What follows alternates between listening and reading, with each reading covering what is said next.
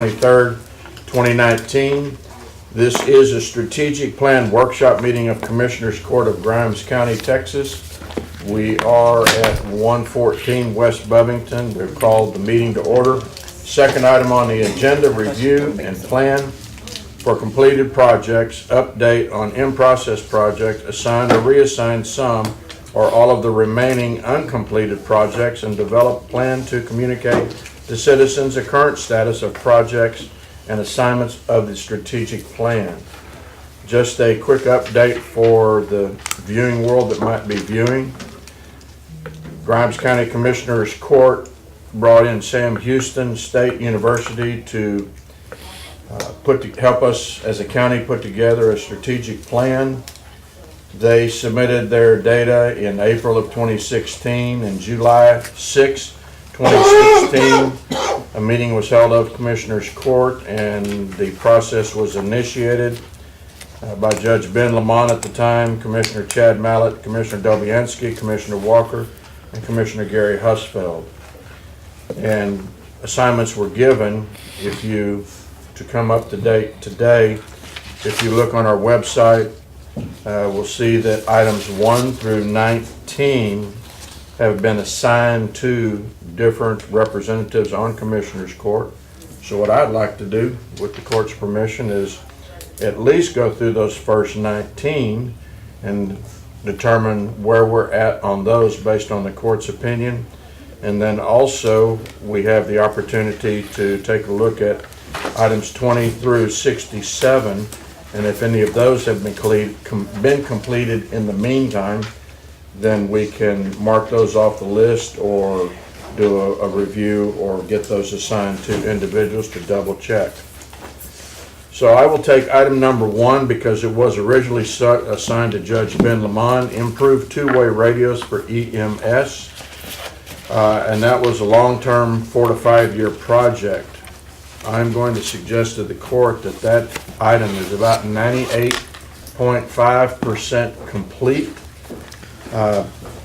When we talk about for EMS, emergency management services, I'm looking at that as the sheriff's office and the deputies associated with the sheriff's office, including DPS, including our 3 units out of St. Joe's for our ambulance service.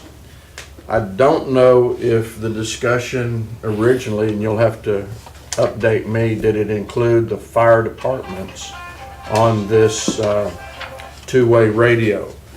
Because in the initial plans, the fire departments were not included, but since this has been started, additional radios have been made available, and I know that David Lilly is in the process with budgeted money and funds to getting the hardware installed in our volunteer fire department vehicles. And that's not complete, but when that's complete, I don't know of any other EMS that would not be on our new 700, 800 system. And I'll open the court for comments.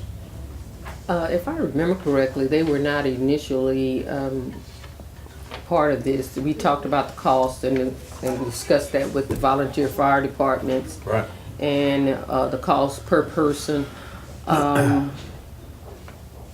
I wasn't clear on whether once we did start those talks with the fire department, if we were putting them in the vehicles, but I thought they were handheld radios.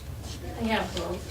Huh? They have It's a both. combination of the two. And what? But my question is, originally when we discussed them, they were handheld. True. Yeah. Now we're putting them in vehicles. Those costs were not discussed from my understanding. Okay.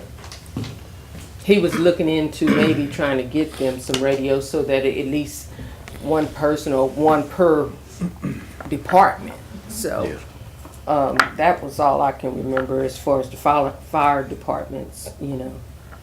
They said initially they would still be using 700, 800. Is that what we call them? 700? Yes, ma'am.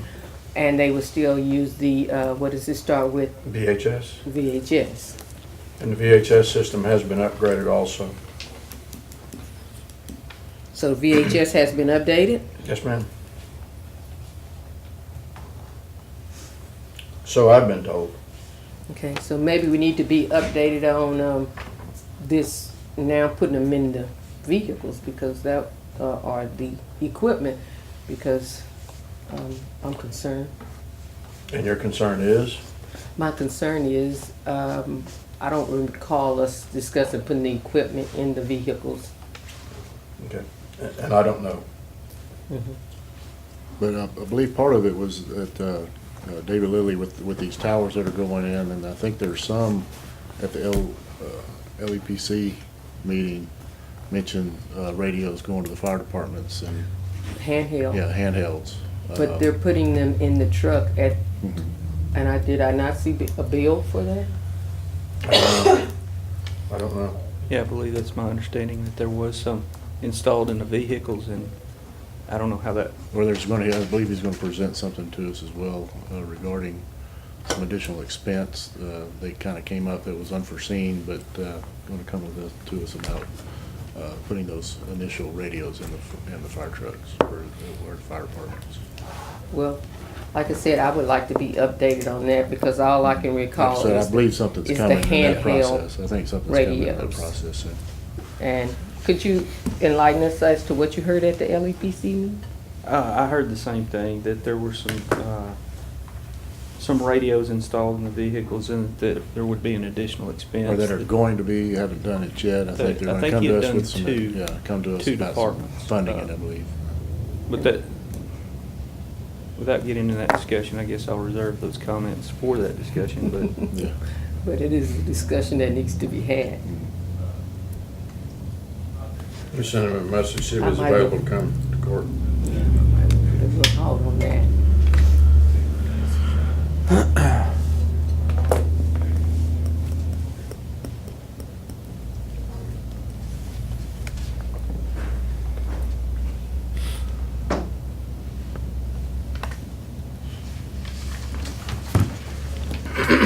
Okay, we'll put that on hold then for a little bit. On the better internet speed, that was also assigned to Judge Lamont. I've now taken responsibility for that. On the internet speed, as far as having the fiber lines and all of that, where it's a 4.0 or a 5.0 or those kind of upgrades, we're not there yet, but we have seen you can be your own on that, but we have had an improvement on the internet speed on the basis of some of the software and systems that have been put in and the access to just going to the internet. Our speed has been quicker. I don't know that we are completely finished with this. I believe, again, I wasn't here for the initial conversations, but I think this was this was focused on the fiber network that was being put into BBCOG. And supposedly, when that is in, we will see a remarkable difference. Although, I personally don't have an issue with what I've been experiencing. Well, this was before BBCOG even had that. I think there Was was it? talks about it coming in, but this was, citizens didn't really know about the potential for BBCOG. I do know there are a number of citizens in more of the rural areas, not in the That are city having centers, trouble with that, it. yeah. they But feel this, like- but the BBCOG loop's going to really help even the more rural areas. It so. talks about, and I'm sorry, I don't know if you have this from Sam Houston, I do. but it talked about Grimes County via BVCOG should engage in regular communications about the proposed internet. So Yeah, it was in the works, being but it proposed wasn't, at the yeah. time, because that's been proposed since I've been here. So we do have a updated map of the ring. And we know that it goes in first to the hospitals and the clinics, or anything that's considered The schools. schools, Yeah. where in our jails.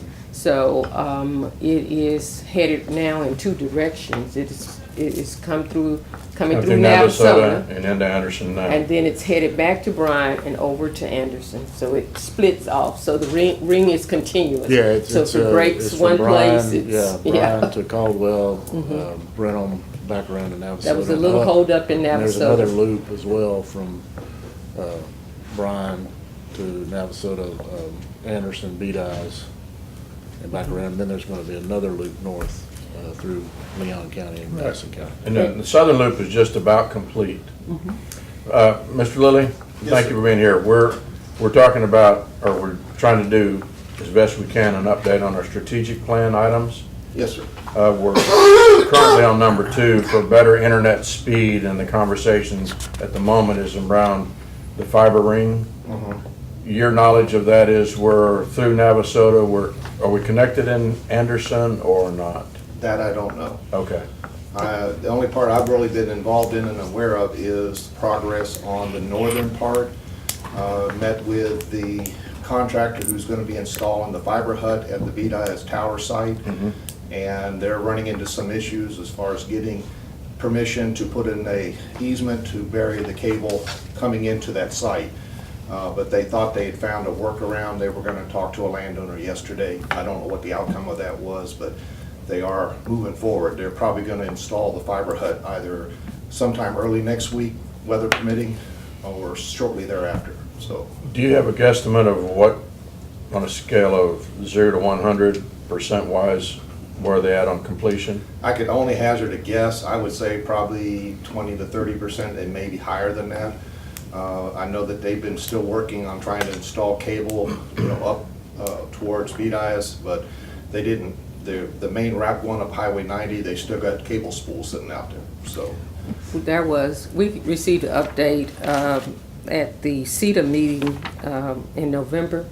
There was a holdup in the city of Navasota where they thought they were going to install the hut. It belonged to UP Railroad. Right, and they couldn't And the get it. railroad has been very slow in responding. But they have received an extension into 2019.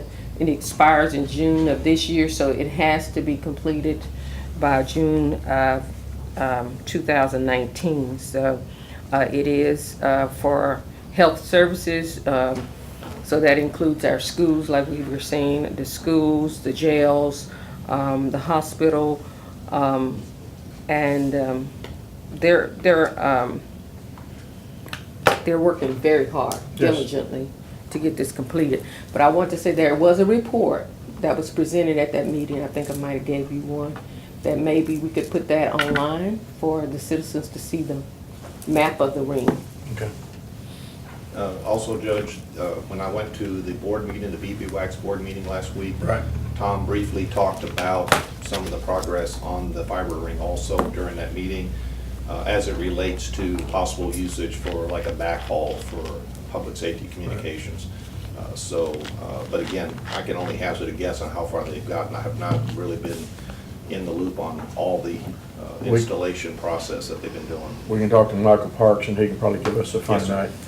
finite. You were at BB Wax in my stead, Yes, because sir. I was here for Commissioner's Court. Yes, sir. We're gonna bounce back to number 1. Would you tell us, and I'm not gonna bias your input here, the 700, 800 radio system, who has it, who doesn't have it, and where we're at? Currently, the sheriff's office, all the deputies are fully operational, both with handhelds and with mobile radios. To my knowledge, I'm trying to run this down and find out for sure, but I was informed last week that only one constable has a mobile radio. They all have handhelds, but only one of them has a mobile. So I'm gonna look into that to find out where we are on getting the remainder of the constables' vehicles equipped also. The fire departments, we have now 3 fire departments fully equipped, and the others are in progress. And your definition of fully equipped is? They have, all of them have handhelds, and we only provided handhelds to the chiefs and deputy chiefs because, when they are on the scene, they still use VHF as their primary. But for the vehicles, all the vehicles in Plantersville, Richards, and Shireville have been equipped.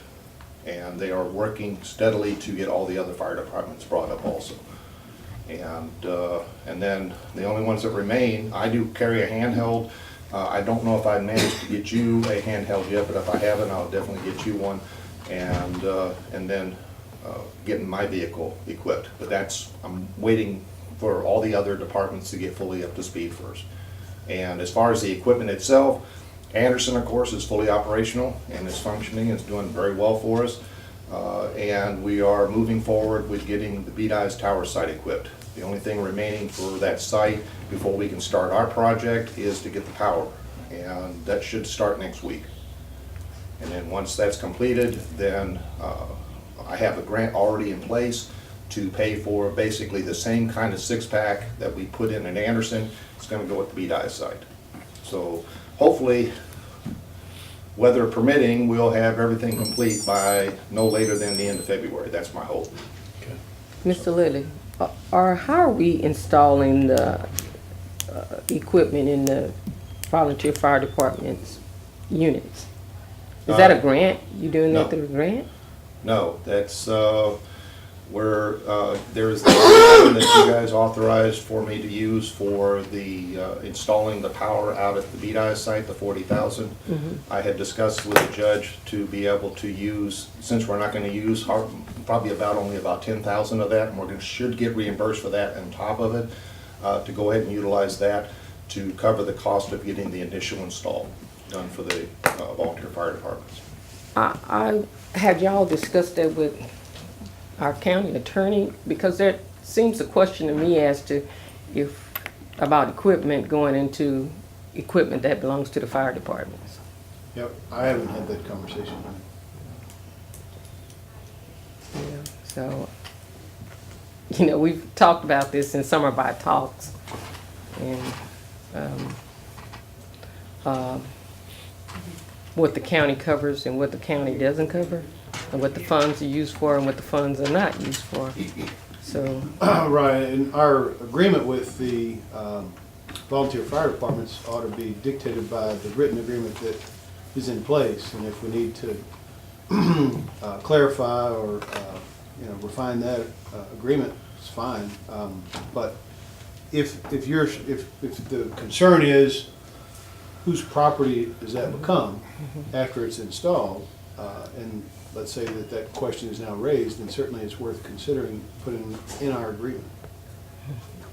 that would be the question I have if we're in, because I know initially we talked about the handhelds, but I had no idea we were installing them into the trucks. Well, as far as the responsibility for the equipment, the accountability still falls to the county, just like we used to do with the VHF radios.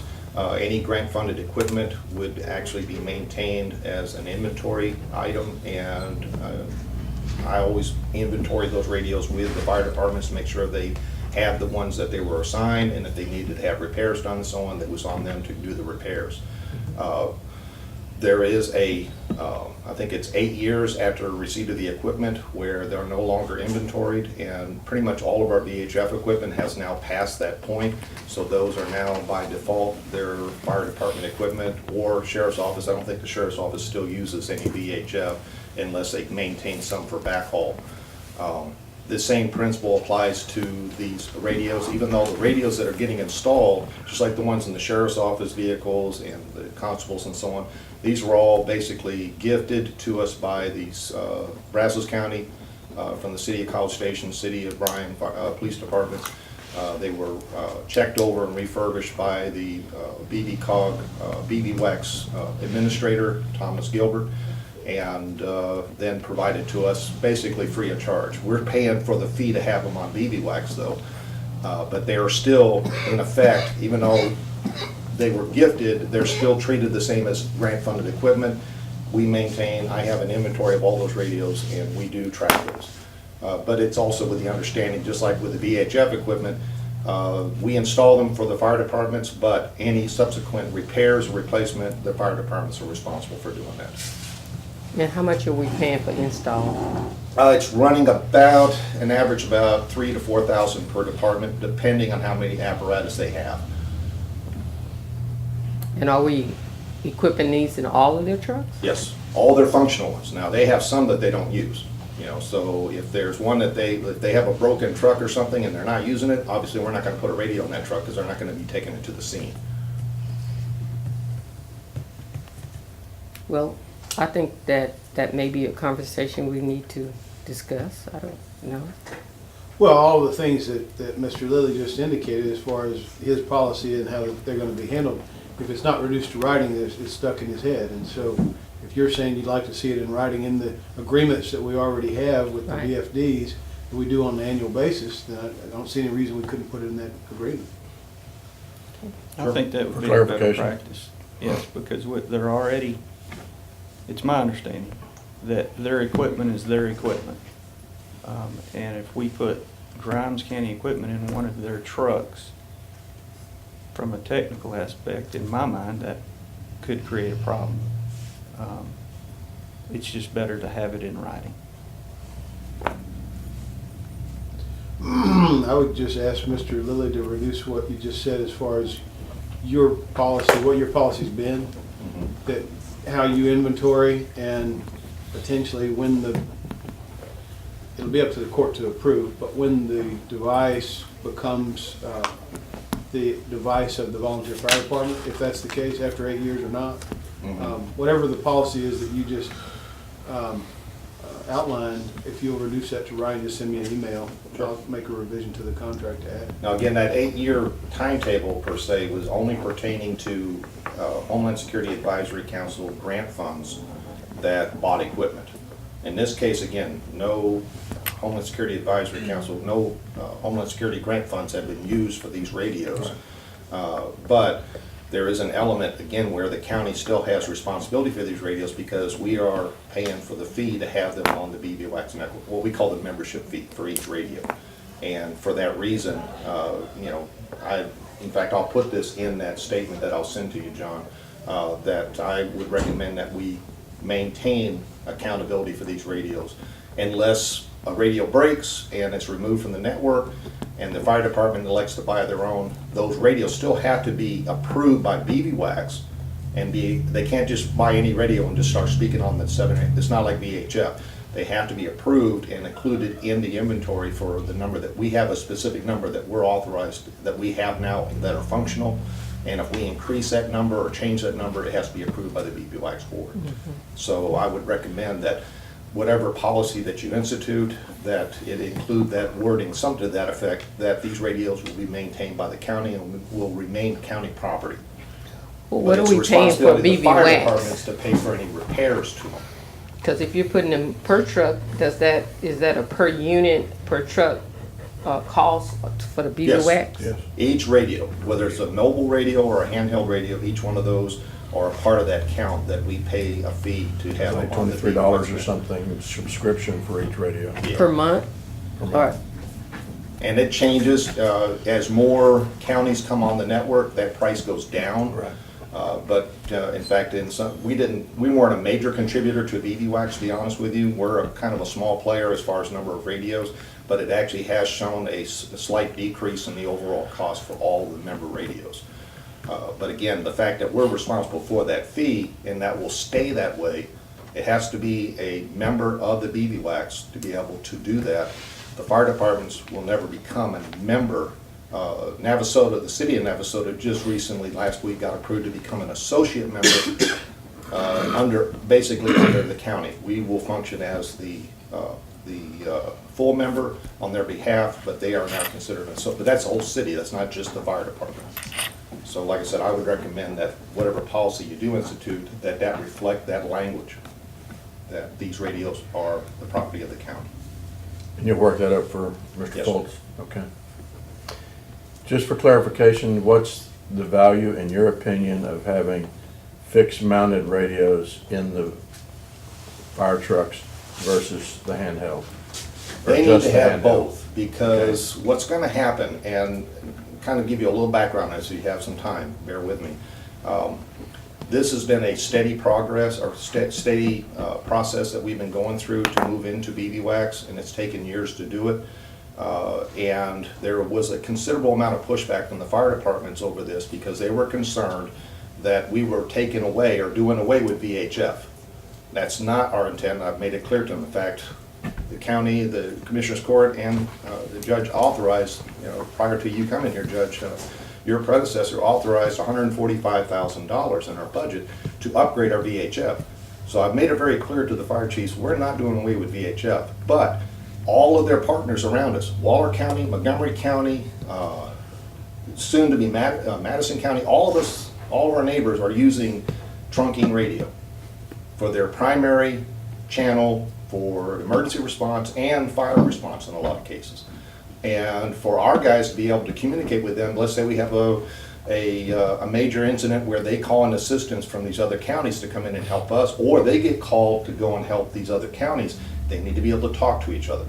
And I also know with Brazos County in particular, when they went through this process several years ago, their volunteer fire department, which is basically they have a combined Brazos County Volunteer Fire Department, they went through the same process, and now they use trunking almost exclusively. They still maintain VHF as a backup, but even when they show up on the scene and respond, they're communicating over the trunking. And that's a 7-800 system? Yes, sir. Yeah, when I say trunking, it's referring to 7-800 communications. It's basically a digital system that uses a totally different type of frequency than the VHF. So, to answer your question, they need to have the ability, each truck could potentially be a mini command center, depending on the type of response, or when they go out and do a fire response, each truck needs to be able to communicate with each other and also with any partners from other counties that are coming in to assist. So again, the need was at the minimum, they even made a request at one point, can we get enough radios for all of our firefighters? And I said, I don't think it's advisable at this time because you're still using VHF as your primary. These radios are not cheap, even as hand-me-downs, they're still very expensive. There's no sense in putting one in every firefighter's hand if they're not going to be using it. The idea is to give them the tools that they need to be able to function and do their job on the fire scene. I hope that wasn't too wordy. I try not to emulate John too much when I do this. I'm sorry I fell asleep. I'll put it in the Could you email. repeat that? Okay. But basically, the mobile, I guess, radio would be more efficient because anybody that doesn't necessarily have a radio would have one Yes. in the vehicle. Yep. So, But they And would if the be, chief, I'm sorry, I'm sorry. I was gonna say, if the chief steps out of the vehicle and they were the ones with the mobile unit, then the truck is left there with, what do we do, where do we go, who's saying what? Well, again, it's just like with VHF, it's the responsibility of the fire departments to train their personnel Sure. how to utilize these radios and communicate. So, but it also, again, gives them more capability. These mobile radios can function in each vehicle, almost like a mini command post, where they can communicate more effectively. And then when the chief has to step out of the vehicle, they have their handheld where they can also communicate without having to rely on that mobile. I was gonna ask Ms. Herrera, if the Grimes County property, then they need to be inventoried with your office? If it's Grimes County property, yes. What's about the value of a radio? I'd have to get that for you. I couldn't tell you off the top of my head. Yeah. I'm And- thinking like in the $800 range, but I don't know that for sure. Okay. Because Yeah. again, these are hand-me-downs too, so the actual, the intrinsic cost, there wasn't a lot there because all we paid for was like if their batteries had to be replaced or whatever, that was nowhere near what the original cost of the unit was. But I think it would be important for us if we got to a point of running out of hand-me-downs, what's the replacement cost Yes, of sir. a radio? And I think that's something that Yeah. we should be aware of. Yes. Even though this might be a $200 radio, you lose it, you abuse it, whatever, for us to replace it is gonna be 800 or 1,000 or 2,000. Right. So, Yeah, they're currently not on our inventory. Those, should get a list of those so we can add them. Right. And I will get that, Thomas maintains the list of all the BB Wax radios in the region, and it's broken down by county. I don't know if he has it broken down by fire department yet, but I will get that from him and I'll provide you with a copy. One other question, Mr. Liddy, if you say you have budgeted $40,000 and they're running $3,000 to $4,000, that's about 10 units? No, we got 7 fire departments, and 3 of them are done now, so 3 to 4,000 is the average. Plansville was the highest with about 4,000. They have more trucks than the other departments. So it would be about, on the high side, about 35. To complete 34. all of them? Yes, actually less than that, because, again, 4,000 at the high side, that would be about 32,000 if we had 4,000 for all 7. And this was money budgeted for initially? It was initially budgeted for the BB wax, but specifically to cover the cost of what we anticipated was going to be installing the power line from 1696, which was going to be a lot more expensive than what we're doing now, running it from the back corner of the city property. And like I said, the amount that, we don't have a final invoice amount yet, but it's anticipated to be somewhere around 10,000. That's supposed to be reimbursed by the COG from their grant for this project. That's approximately what they budgeted for the power anyway, so it's staying within their budget, and we anticipate that money will come back to the county. Anything else for Mr. Lilly? David, thanks for showing up on short notice. Oh, no problem, sir. Thank you.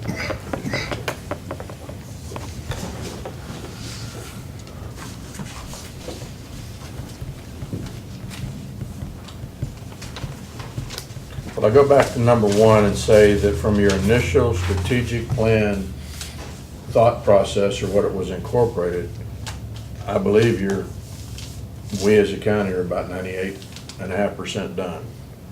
The addition to the fire departments, putting the units in their trucks, would take us a little bit lower on the completion list, but that was additional to when y'all put this plan together. So I'm not sure how you would, as a court, would like to state it is. Complete, not complete, almost complete, looking good, what? Almost complete, like I said, once we get these other tower in and everything, for the most part, And it's. David's comments were by the end of February, so within the next 5 to 6 weeks, we ought to have it complete. Yeah. All right, so I'm gonna put 5 to 6 weeks. We can review it again at that time and hopefully put a complete on that. Mr. Dobianski, Commissioner Dobianski, you wanna take us to number 3? Yes, on the internet reach service to all the county. The last conversation I had with Michael Parks, is it's depending on the ring being finished by BB Cog.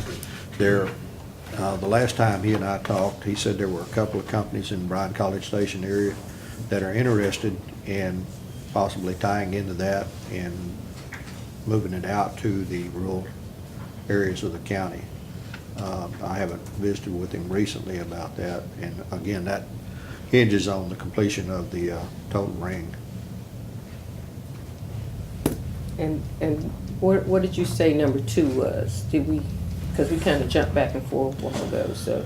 Number 2, on the better internet speed, if we're tying it to the number 3, the internet reach, then I think number 3 is gonna govern number 2. What I said about number 2 is, with the improvement our IT department has made in software and systems and things like that, from a county internet, a county employee user, I'm not waiting on the internet at all. Mary Ann, your office? It is so much better since Greg took over and started doing his. Since who? Since Greg. Greg. So I think with the employment of our IT director and his technical knowledge and literally getting some of the rat nest of wires and configurations resolved and putting other servers in, as far as speed and user time and less downtime in the county, as far as employees go, I would say we're pretty much there. Well, I believe this is for countywide internet speed. I'm sorry? I think this was for countywide. Well, internet I speed. understand. So- And saying But I that, think we, like I said, with the loop coming in. I think 2 and 3 are gonna be tied together, and it's Sure. gonna be dependent on 3 Yeah. when we say 2's done. Yeah. And I think originally when we met on this, I had them combined. And I Speed and did reach. speak to a gentleman that we work with all the time with first responders, Mr. I went blank. Out in Whitehall, they have he is, huh? Mr. Vickers? Chief Vickers? No, Matt Silcox, Okay. is providing internet in that area. It's called Grimes County Internet. And he's worked. How's he doing that? It's the Wi-Fi probably over there. Satellite? Satellite. No, there's a Wi-Fi. We're using antenna to antenna, it's a Wi-Fi, kind of similar to what we're doing here from He's from the running it sheriff's to, department to, over there. to the homes. I do know that, you know, we talked about in the VV Cognet that they don't want to be the provider that takes it to the homes. His takes it to Yeah. the homes, so I do know that, and I don't know how he's doing it, but I do see the signs up in the southern part of the county that says Grimes County Internet. The most economical, like I said, is the Wi-Fi, antenna to antenna. And it's coming from the Whitehall area. So, just as a Another conversation I had with. side note. With a subdivision on 1486 there is that a company right across the road on 1486 has high-speed internet there, but they can't cross the road to come into Grimes County because of some state law or something to do with the PUC, which is, maybe we can try to address that. And I mentioned that to Michael Parks, and he said that's gonna be a legislative issue to try to get that resolved, where it could be brought in, you know, very easily. And we have a lot of people trying to do business from home in these subdivisions that are moving out of Houston. And this is gonna be critical once we start getting people coming in the southeastern part of the county as we build down there to have high-speed internet down there, because they're gonna wanna work from home, and a lot of them do. We currently have a lot of them trying to do it, and they're, with the service they have from CenturyLink with the internet that they have, when they get 2 or 3 people trying to work on there, they can't get anything done.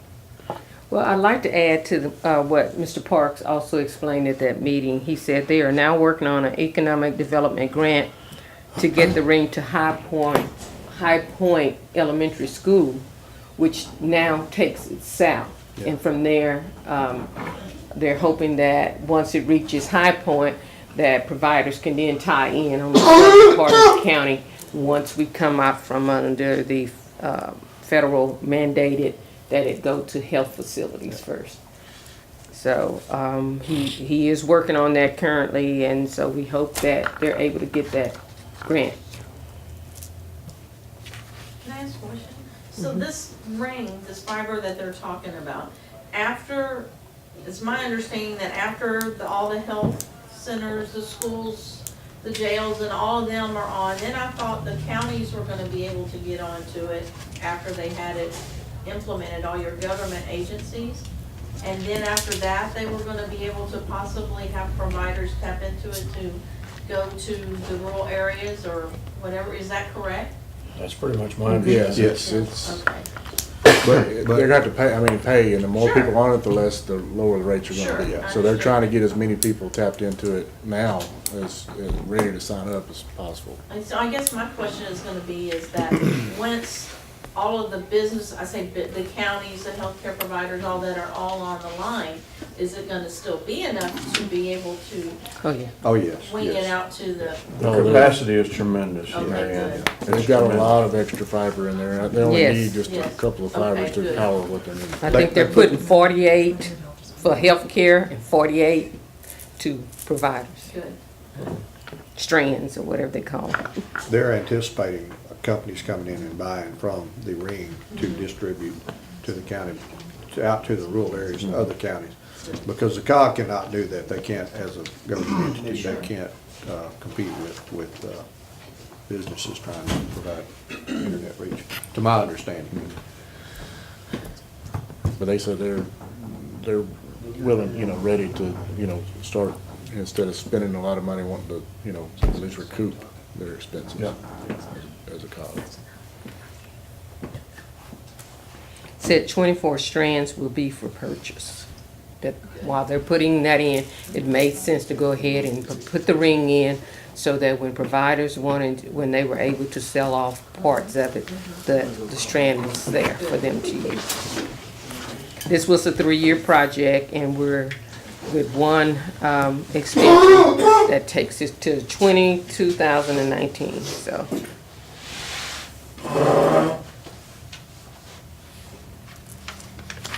But I'll provide the information so that, or the information I gave you earlier could be uploaded. Okay. Do we want to change on number 3 from long-term 4 to 5 years? Do we want to modify that time period? On number 3? Is that what you said? That's, yes. Weren't we talking about the reach and the fiber ring and I all? would say so. From now, 3 From 3 to now, 5. you think it's Is that what? what you're saying? From now, 3 to 5? Or what? Well, we had on there, when y'all put this in 2016, 4 to 5 years, so 16, 17, 18, Yeah, that that's was 3 years. So are we 1 to 2 years now, or are we 2 to 3 years? I or- would say 2 to 3. Yeah. Okay. Sheree, are you making notes for the update? Thank you, ma'am. Okay, are we okay to go to number 4? County website updates, I'm gonna say that is complete. That's not to say that we won't make additional improvements as needed or as necessary, but the initial focus, I would suggest that's complete. Any discussion or debate or? Agree. Agree? Okay. So, on the, shall we leave the strategic plan in order as it is? And if an item is complete, then where the term will put complete in that location and let it rest? Yeah. That's, Okay. I think so. So Sheree, if you'd put complete on that. Enforce the burn ban. Of course, we do that weekly in our commissioners court, but I think the discussion here was that if somebody violates the burn ban, the sheriff's office needs to go out and write them up. That's what they were I, hoping for. I do know that our constable's deputy is prepared to go write folks up countywide if indeed they violate the burn ban. I would suggest we've made arrangements to enforce that, we're complete. Yeah. Agreed? Okay. One thing that the citizens need to recognize though, and I've received several calls on this, during our burn bans, if the cities do not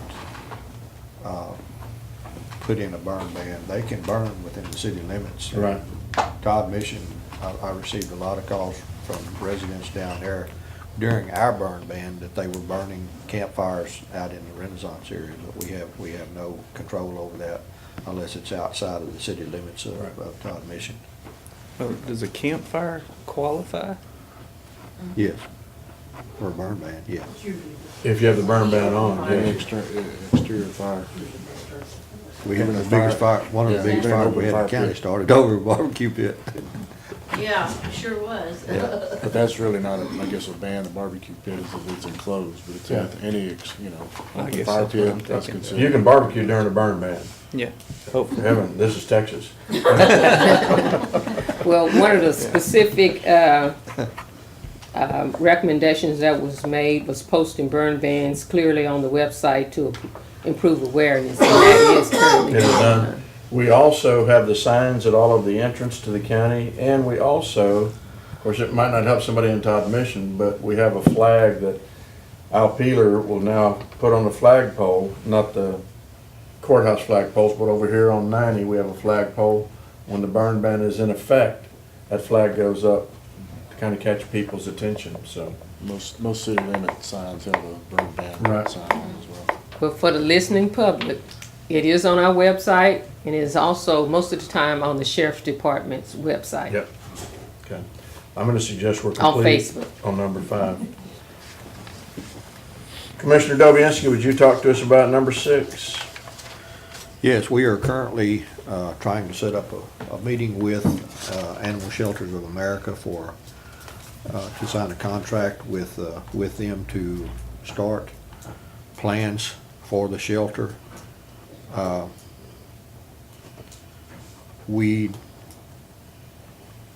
I've called them twice this week and we've done the questionnaire and everything, but they haven't returned our calls yet. We're trying to set up a meeting in the next few weeks to get that done.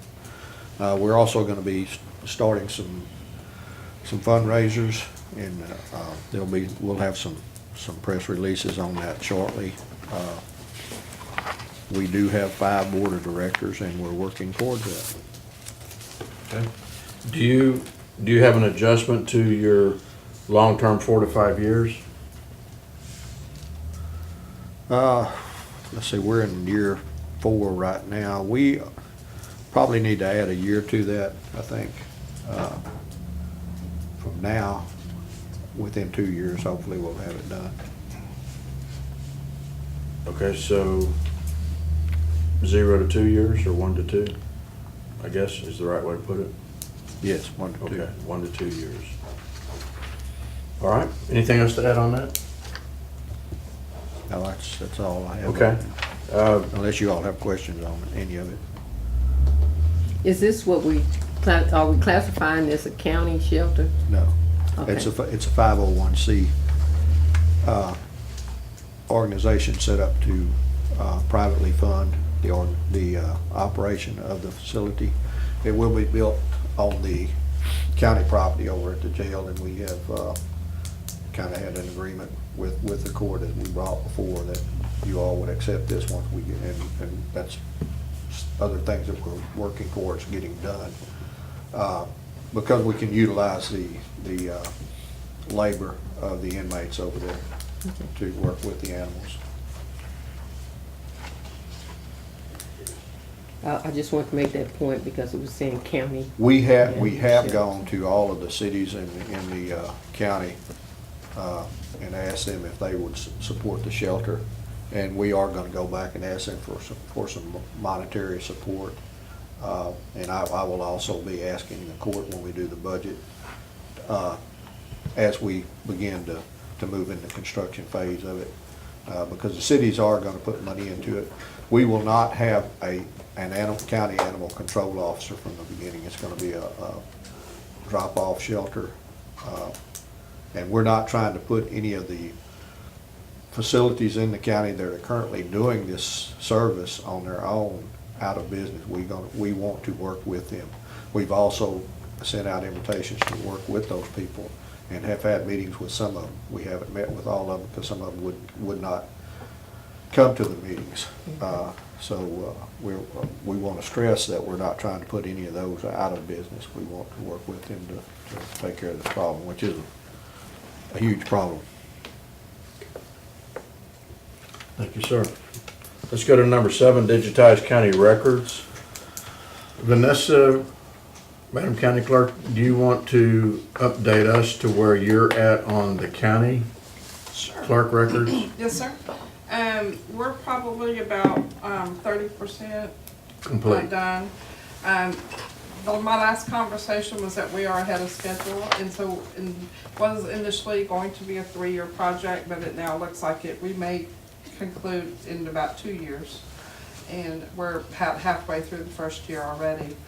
I've also talked to them about vital records once we complete the property records and start on the vital records. Okay. My goal is to get all of the microfilm transferred over to digital, which won't, they already have the microfilm. It's just a matter of just converting it. So it shouldn't take that long. Okay. So she's gonna work up a quote on that project that, we're gonna work on getting the deed records done first. Okay. Well, I know that district clerk is not your office, but are they still digitizing any records or aren't they I think they're complete? done. That's what I thought. And I think they are too. I think they're done. Okay. I Would can't you like me speak to for ask her, Diane to but come in and say? Well, how are, if you'd like, but do you have any records that you're having to digitize in your Well, office? I have all of those property tax records in there that we need to do something with. None of them are digitized. They're the old ones that we have. Going back to what?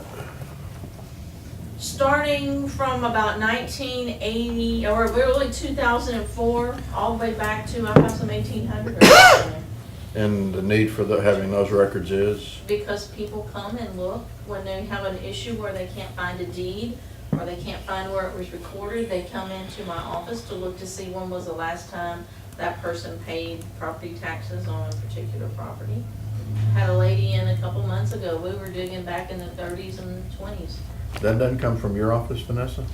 the deed records do, but not the property tax records. Oh, okay. Yeah. Bronx County Appraisal It's District just took it like over. another after- source.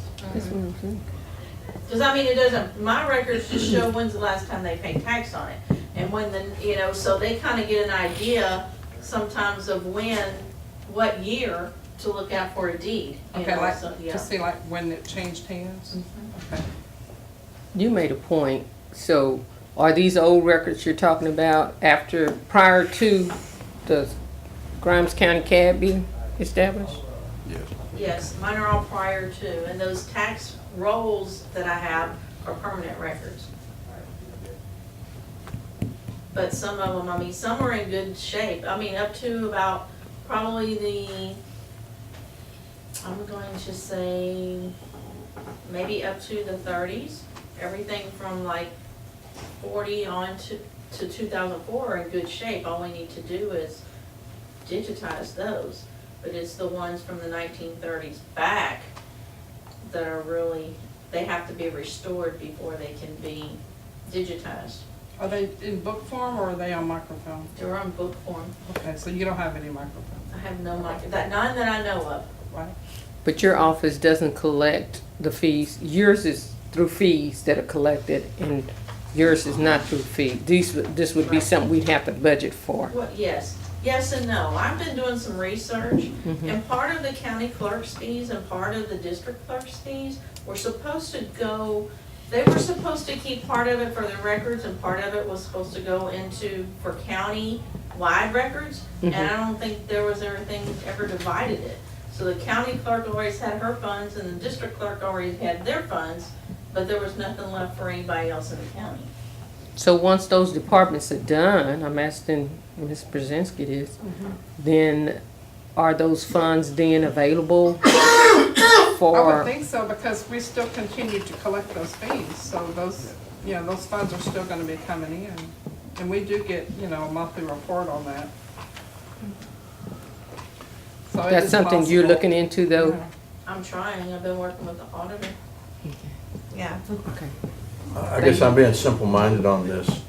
The district tax office, But district clerk's office? no, the district, Okay, county, okay, appraisal district. the appraisal district, they send out tax records.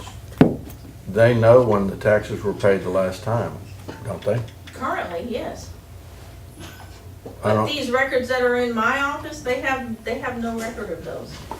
Yes. Anything from 2004 back to whenever the courthouse burned last time. Okay. Because a lot of those original records were burned. but my point is, they know today who owes what, do they Right, not? but the problem is like we had someone come in and their brother owned some property. Okay, And at some point in time, it was divided. And so, once it was divided, they could only keep track of part of it. The other part, they could not keep track of when he sold it.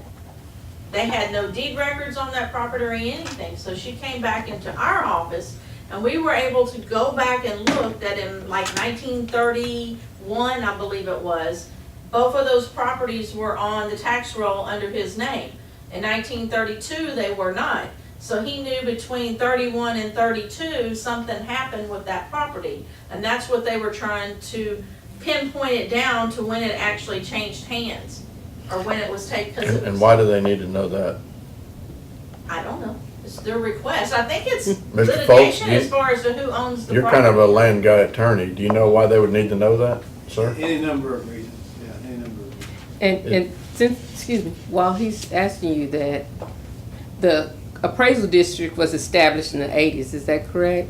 I'm not sure, that sounds I about think in right. 84 was the, 81 or 84 is the last year that the tax assessor's office assessed the taxes. Every- So anything Everything prior to. prior to them establishing theirs, because when you call there sometime, they'll tell you, we don't have records of that, Right. we only have from the 80. Yeah, 80, it's either Or you 81 have to or go 84, somewhere I'm not else sure to which get one. it, so. Yeah, they're from 81 forward, or 84, whichever year it is. Anywhere from that point back, all the records are here. And when they took over the appraisal district, they wouldn't take those records. Judge, I think the question you're asking is, of Ms. Waters is, are you required by law to keep those records? And she's in a better position to know that than I am, and certainly than you are. I'll help her look, but if she knows the answer already, I'm not here to question what she knows. As far as my understanding, since these records are so old, yes, they're permanent records, and I have to maintain them for the public to look at. If we get them digitized, there is a copy of them to look at it. Sure. And then if my goal would be to get those ones restored that need to be restored, and then digitize everything that I have down there and send it all to TSL. Once we have our digitized copy, we don't have to maintain those files anymore. No, I understand Then we that. can send them all to TSL. If anybody wants to see the original, they can go to TSL, or they can contact them and they'll make copies of what they have and send to I them. understand that. I think the question is what determines a permanent record, and if you feel comfortable about that, you know much more than I. I try to throw out whatever's in my office as soon as I can, and there ain't much in my office, it's a permanent record. Yeah. So, and there's, you know, we have this archive plan or whatever it's called, we all have to file for our own offices, and each document may fit in a different category, and each one has a determination, whether it's kept 2 years, so it's no longer needed in your office, blah, blah. And so if she's looked at that, it's gonna be a determination that she has to be comfortable with as to whether she can dispose of the record. Cause your contract is what, $250,000? Yeah, something like that. I mean, we can chip seal 25 miles of road for that. Well, I guess we can ask her if they're sitting in her office now, we're not talking about, you know, hundreds of thousands of records. How But many? not all of them are in my office. Most of them are in a little room on the other side over here. And the problem is, they're deteriorating. But I mean, how much, if you had to give it some volume, how many documents are we talking about? Because it's a finite number, it stopped in the 80s. Yeah. Right. Well, she gave us a big proposal on it this year, Well, when I- year and last year during the budget cycle. $176,000 to get them just restored. That doesn't count the digitizing on them. But, Okay, yeah, so what's the volume, you don't know? I mean, oh lordy, I don't know. But it would be worth looking into see if we could use the fees from other offices that now are caught up with their digitizing of the records, money that we've been allocating to the county clerk and maybe the district clerk, perhaps those same funds or those fees that are collected could be used for that. And once we get them done, we're done with it. I don't need that money anymore. I've been kind of, like I say, waiting for Vanessa to finish with what she has going, because I know she's already in progress of getting this done.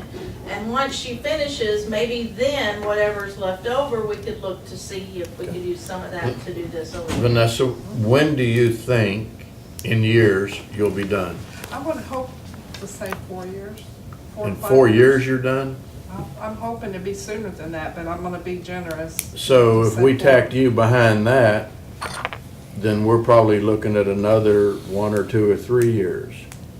So on this long term, where we have 4 to 5 years that we just changed to 1 to 2 years, we probably need to put that back to 4 to 5 or 5 to 6.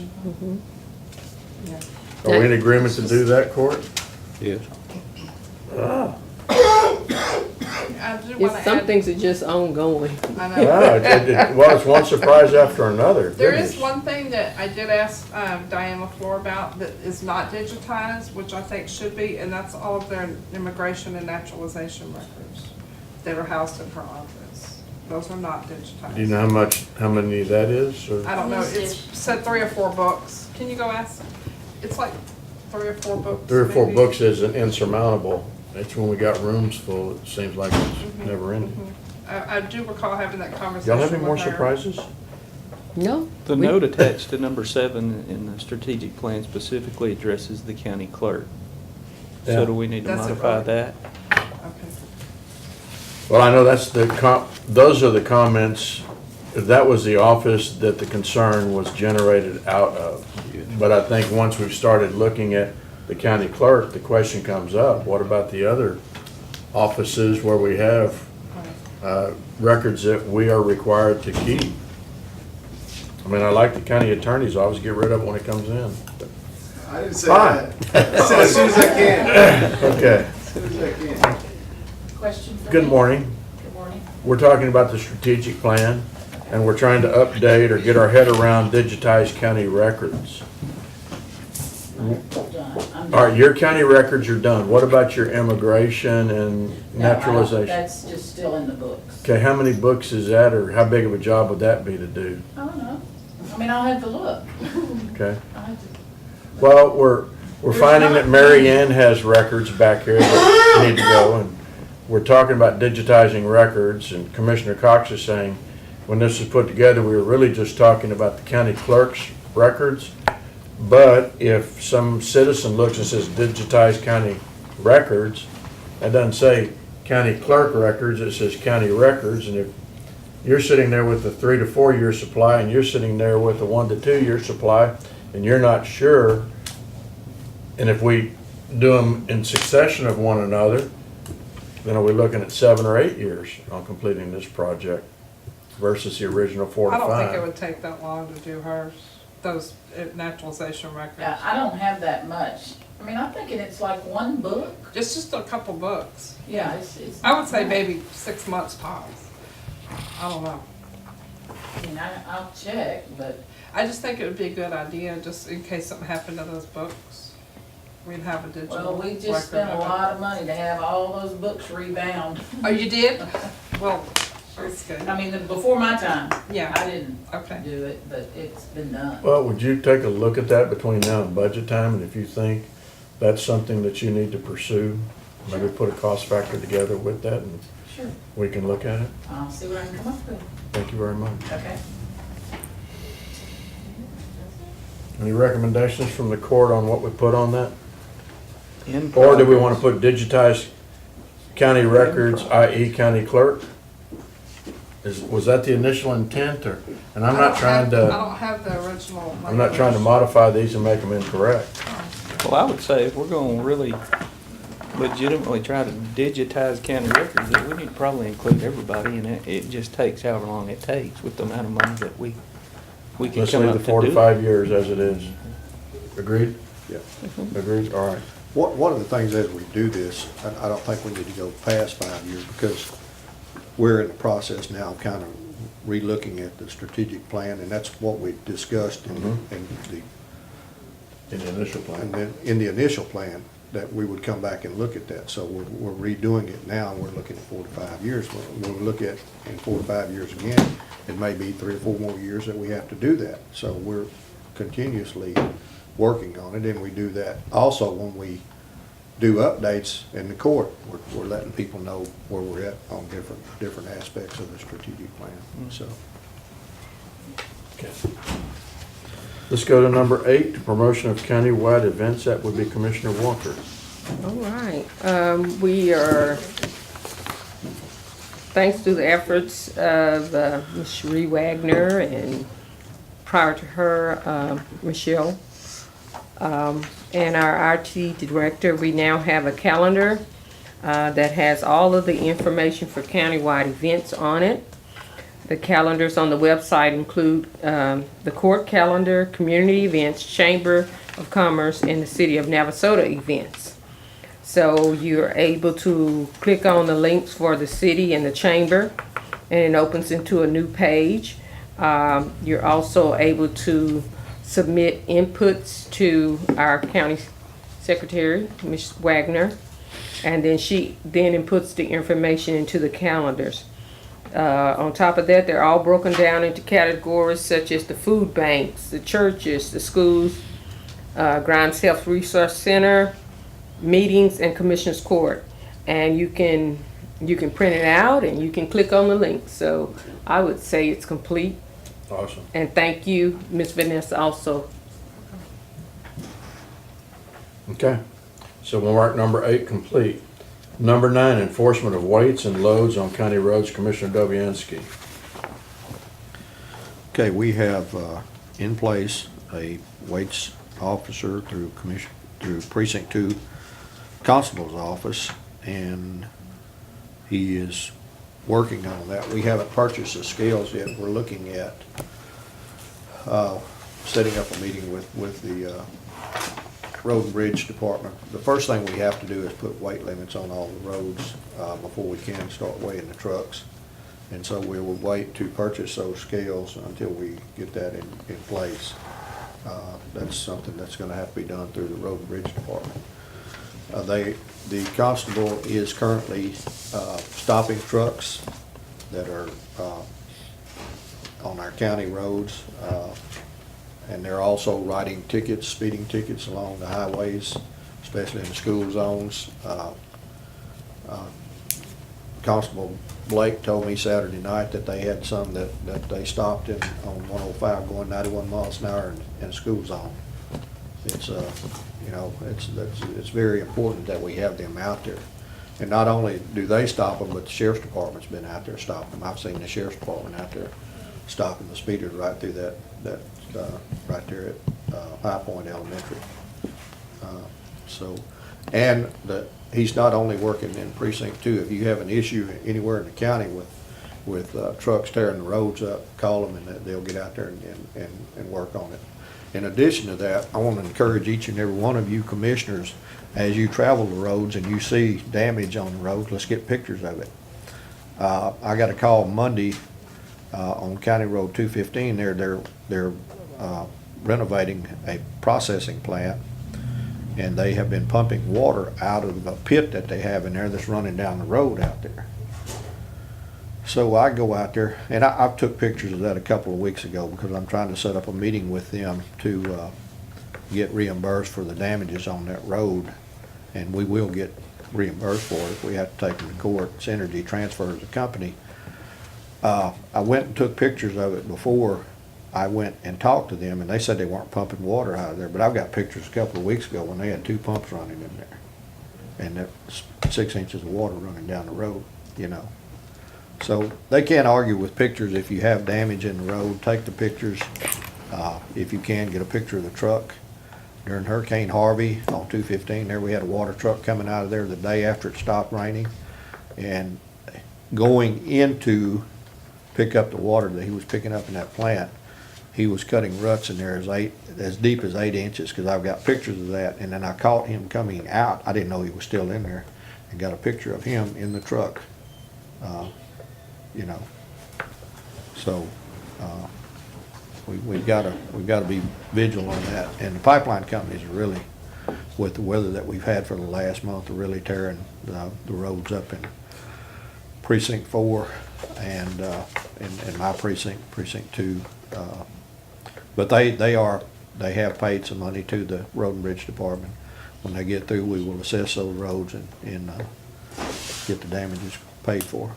Yeah, to follow up on what Commissioner Dobianski was saying, the pipeline companies have created a lot of issues on the road, specifically in our 2 precincts. You know, they are permitted to be overweight, but that doesn't help us with regard to the roads. So it's, you know, with regard to this strategic plan item, the weight and loads deputy,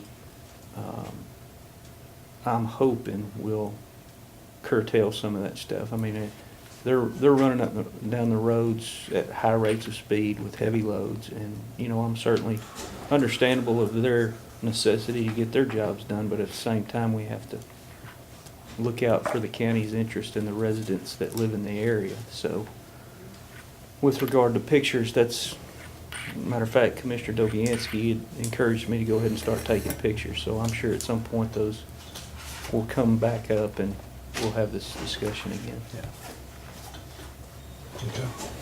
So Yeah, since that's been brought up, I just remind the court, you oftentimes consider those indemnity agreements that are submitted with the bond when Road and Bridge is made aware of the pipeline company that's going to be operating in the county, and the intention is to have some security from which to draw. Of course, we still have to prove or establish in some way that it is that particular company that did the damage. So obviously that's what we're talking about.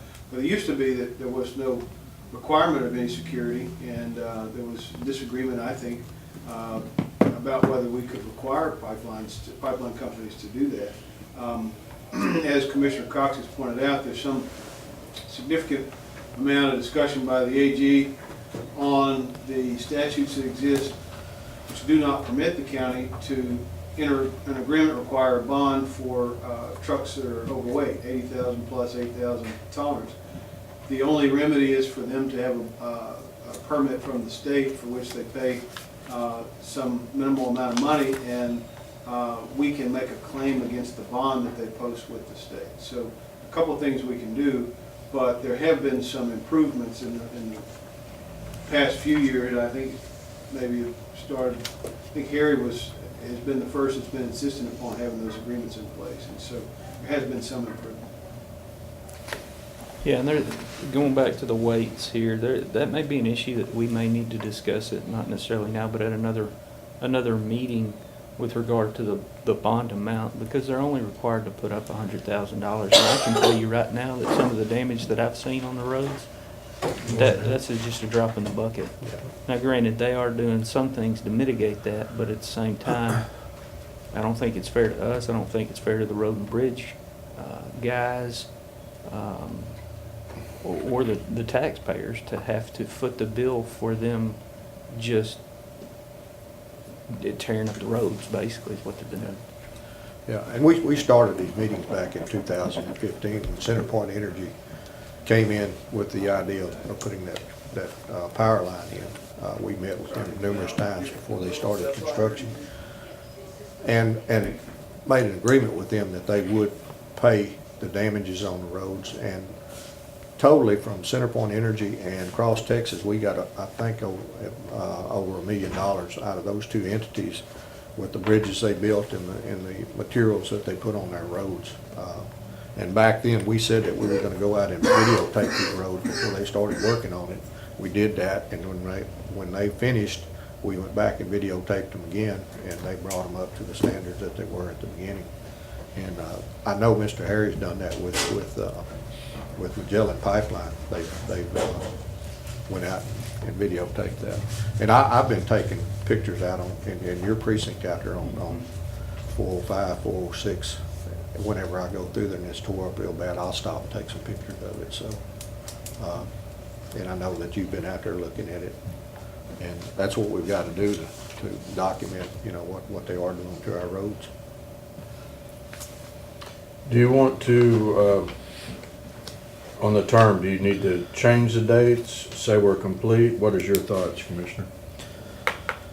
I know we haven't bought the scales, and Constable Jarvis hasn't initiated that expense because he says that's about $25,000. Yes. He wanted to make sure, one, that his deputy had earned that amount of money, not trying to hit a quote or anything, or he wanted it to be self-sustaining, that the equipment he buys is paid for through the fines that were written. But I would say we're complete, but it's gonna have to be an ongoing process of keeping up with what we can and can't do. Okay. And the main thing is, getting the roads, weight limits put on them, and, then we'll go from there. we in agreement that that's complete, Court? Okay. I thought he said, did you say it was complete? Yeah. Complete but ongoing as we make improvements and Yes. so forth, so.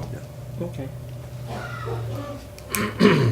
Number 10, reactivate 391 Commission. That was Judge Lamont, now in my responsibility.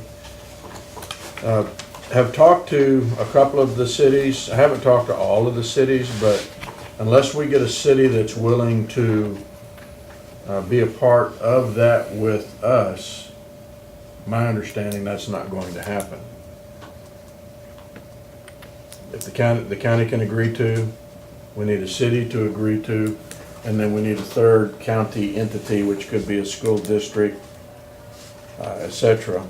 I know there's been communication in the past with our county attorney, with the attorney at Texas Association of Counties, and there's kind of a split decision as to whether the 391 is as effective as some might think, or more effective than some might think.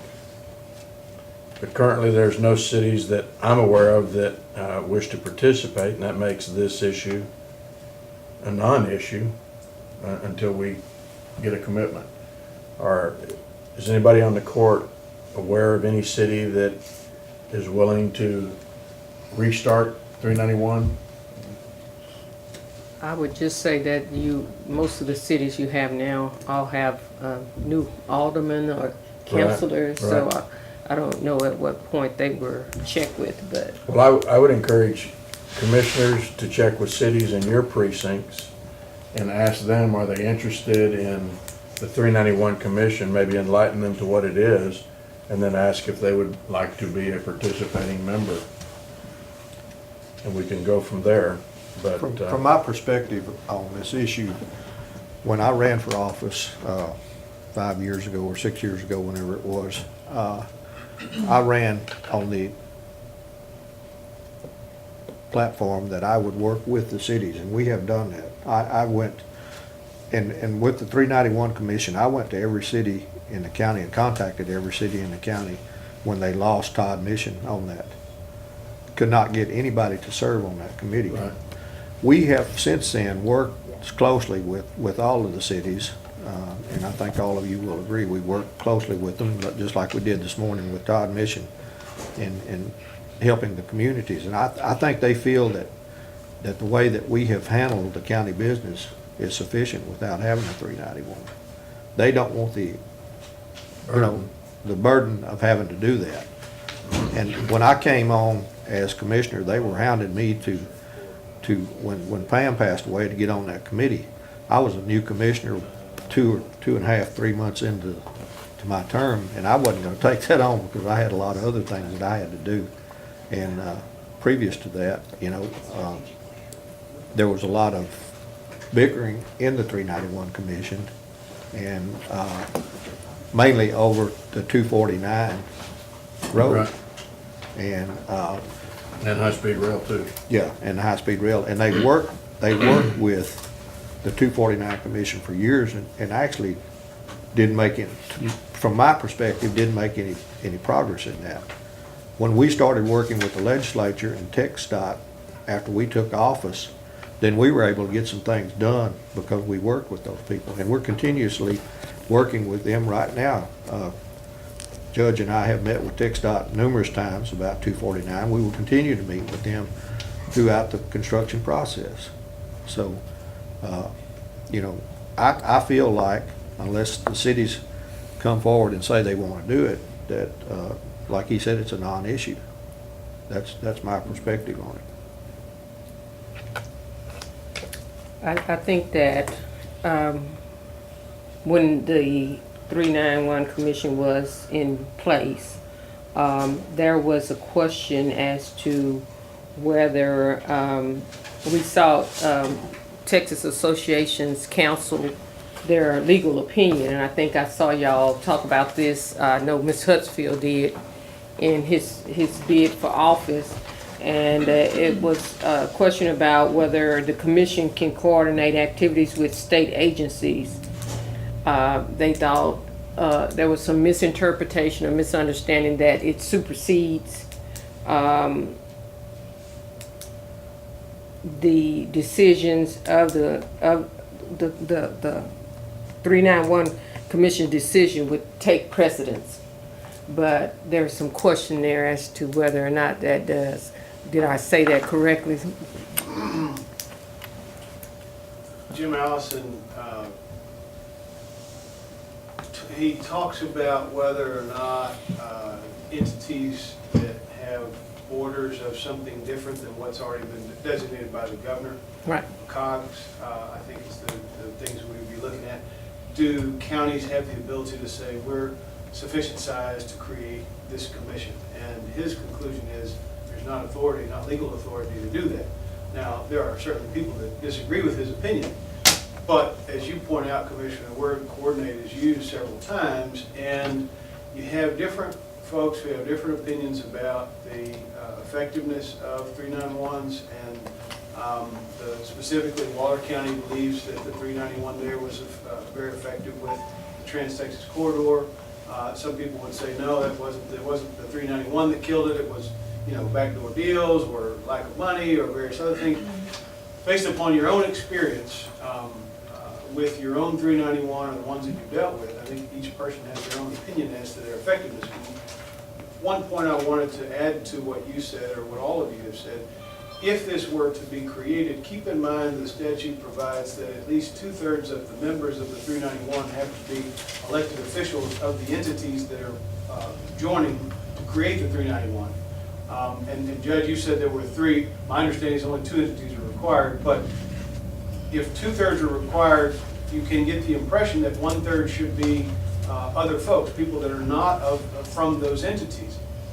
However, if the idea is to put together various governmental entities so that they can coordinate with TxDOT, or let's say high-speed rail outfit, or anybody else that may have a project that is going to affect multiple jurisdictions within the county, the idea would be you want to have coordination and a meeting of the minds of the various folks that may want to discuss how this is going to affect their jurisdiction. Doesn't mean necessarily that you want to eliminate members of the public, but I think that's where it got bogged down, is this became an entity where folks, members of the public, were seeing it as an entity where it was an outlet for them to champion a cause of sorts, whereas I think it was intended, to the degree that it's valid, referencing or referring now to Jim Allison's opinion, I think it was intended for various governmental entities to sit down in an entity together and say, how is this project going to affect us? And let's have a meeting with TxDOT, or let's have a meeting with whatever body is or entity is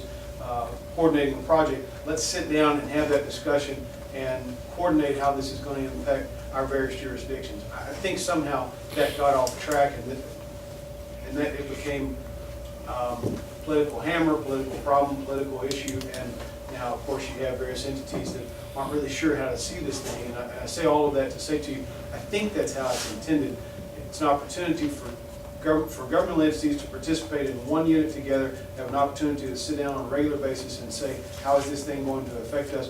And let's go have a seat at the table with that entity to tell them how it's going to affect us, and potentially try to, have unified voice when it's sitting at that table. I agree with what Commissioner Dobianski has said. I think we currently are having that unified voice at these meetings, because at the end of the day, our 391 subcommittee does not have the authority to supersede a state agency. In my opinion, certainly doesn't have more authority than the Commissioner's Court. Right? You Yeah. as a court can go and sit down and have the same conversation. Now, that's where I'm saying that there are some people that will tell you the word coordinate means we get to sit at the table and pound, and we get to leverage ourselves into getting something done. In my mind, it's no more authority than the Commissioner's Court has to go and sit at that same table and say, we have some authority here. You're still facing TxDOT. Right. You're going to dictate to TxDOT what's going to happen? In my opinion, the 391 doesn't have the ability to do that. Understood. And you said we. When you said we, you're meaning we have representatives at the table with the Brazos Valley Council of Governments to meet with these organizations, because it all kind of hindered with Mr. Allison as the COGS, once they were created, kind of became that entity. So you have, The 391 is just Grimes County. It's not with the BB-COG. With the no, subcommittee no, of I'm the saying the COG, in Mr. Allison's opinion, was that commission, or was that, Yes. that Oh, okay, yeah. vehicle that counties and cities and school districts yeah. have an opportunity to sit down and meet with these organizations to discuss the plans for the region. And we're doing that with the cities right now. Matter of fact, Commissioner Cox and I are going to Plantersville City Council meeting next month and kind of give them an update like you did at the State of the City. Constable Jarvis is going to join us there to let them know what we're doing as far as the county, what's going on with 249. We've been to meetings over there with them concerning 249, and we're working with them. Yeah, I haven't encountered any issues with communication with regard to any of the cities or any other entity for that matter, governmental entity. And going back on what John was saying, the note attached to this specific issue in the strategic plan does outline basically what he said, is that the commission, it does force a state agency to sit down with the commission, but the commission doesn't supersede anything that they do. And I think I would not have any problem going to any of the cities in my precinct, as well as Commissioner Walker's, and saying, hey, we need your help or input on some issues, and they jumping right on board. To have a formal commission, I don't necessarily know that it benefits a whole lot. Okay. So what would y'all like to, how would y'all like to define this? Where it says reactivate 391 commission, because it was in the top 10. So we just leave it as is. Judge, I think you made the point, without somebody else, it's really a moot point. at this Right. Junction.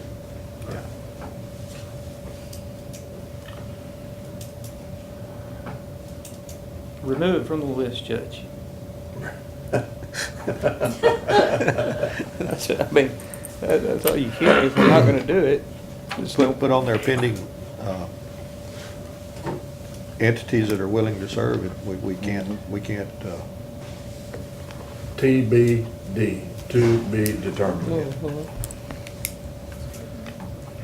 You got that, Ms. Wagner? Thank you, ma'am. Number 11, that was assigned to Commissioner Dobianski and Commissioner Mallett. Construction of our new county facility. By golly, I'd like an update on that, please. Can I say something on that? Sure. It was my understanding, and I was new, that whenever I took over that y'all appointed me to to fill in for Mr. Husfield because. Is that, But I mean, I'm not That's arguing correct. for it. I'm just No, saying. that's correct. That's what it was. Because Commissioner Husfield was on there with Commissioner Mallett. I had volunteered to do it. In the interim, I think, before Yeah. you were appointed. you say you're gladly willing to scratch your name and I put mean, if you Commissioner want Cox to, there. you're welcome, Okay. Commissioner. We already did I don't that. want to overstep. Ms. Wagner, if you'll make that notation, we'd appreciate it, especially Commissioner Cox. Thank you, Judge. So do you guys want to do an update on that? Because I know you had a meeting. Building committee scheduled. We've got one coming Friday with the This building Friday? committee to discuss and kind of give direction to PGAL to begin construction, or begin design. Okay. There's going to be ongoing meetings as well with departments to kind of finalize those offices in there. And just start with the design. We're probably gonna have to meet with, I believe we're probably gonna try to meet with town hall meetings with people around to kind of discuss what our intentions are, the funding of what we're gonna need as well. I know it's a guesstimate on the committee's part at this time, but do you, your experience in this kind of business, do you know how long design would take approximately? 6 months. 6 months. So once design is complete, then they go out for bids, or do they get They to ask get for bids the during bid pa- design? Yeah, the bid, you get the bid packets, you advertise for bid. And that's after And design? then, yeah, there'll be questions for anyone has about the bid to get, and then, so that, that'll add to the design. Okay. You're probably talking at least 1 to 2 months there. So a couple of And then- months on bids? And then the construction, weather permitting, you never know. 12 to 18 months probably, I believe. I'll ask a question, and I'm not gonna hold you to it. Is there a possibility that we could put a shovel in the ground in 2019? Yeah, Potentially. okay. Most likely, yes, most likely it'd be 2020 for that one. But I mean, it's possible to, okay. If And I- provided if the I court plans. gets approval from the citizens and, or I say approval, gets buy-in from, Yeah, and from we how can we're spending. decide how we want to go about Right. it. I mean, Okay, looking at what the initial numbers are, it looks like we may need to finance. okay. I have had in three the number of comments in the two, last, 1.5 to 2.5 million.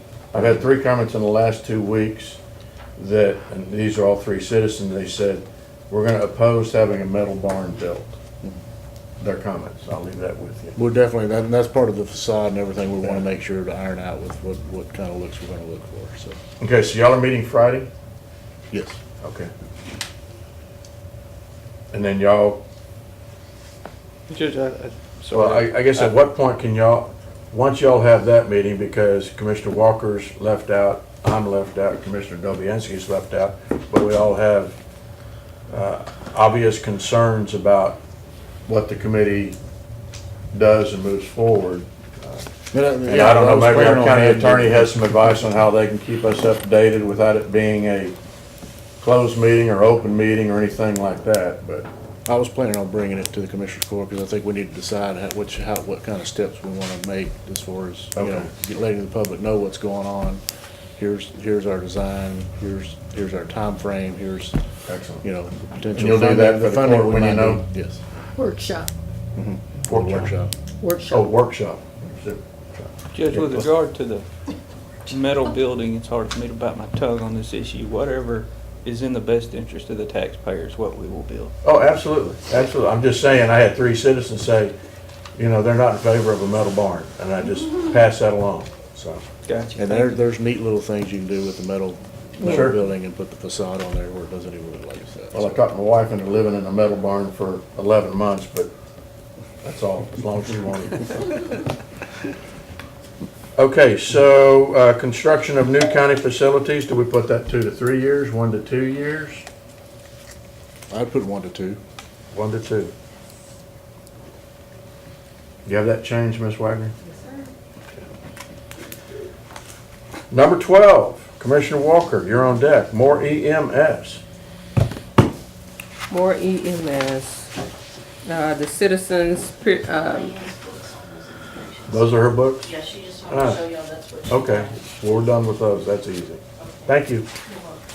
the citizens ask that we periodically reevaluate the needs for EMS about every 5 years. Commissioner Mallett and I started back in about 2000, was it 14?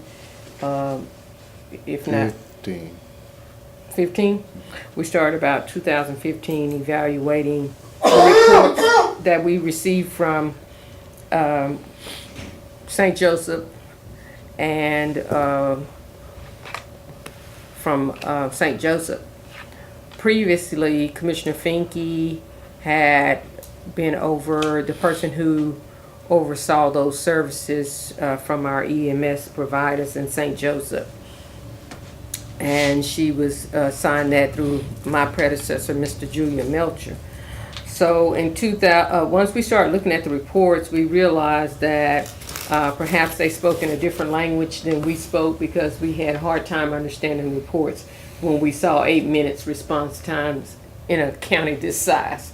So we do have the help now of an ad hoc committee, EMS committee, who is made up of professionals, the city and the county, in order to get a understanding of the reports that we're receiving from now CHI St. Joseph. St. Joseph underwent new management, which kind of slowed up a lot of progress as far as the changes that they wanted to see happen and the coordination with Grimes County.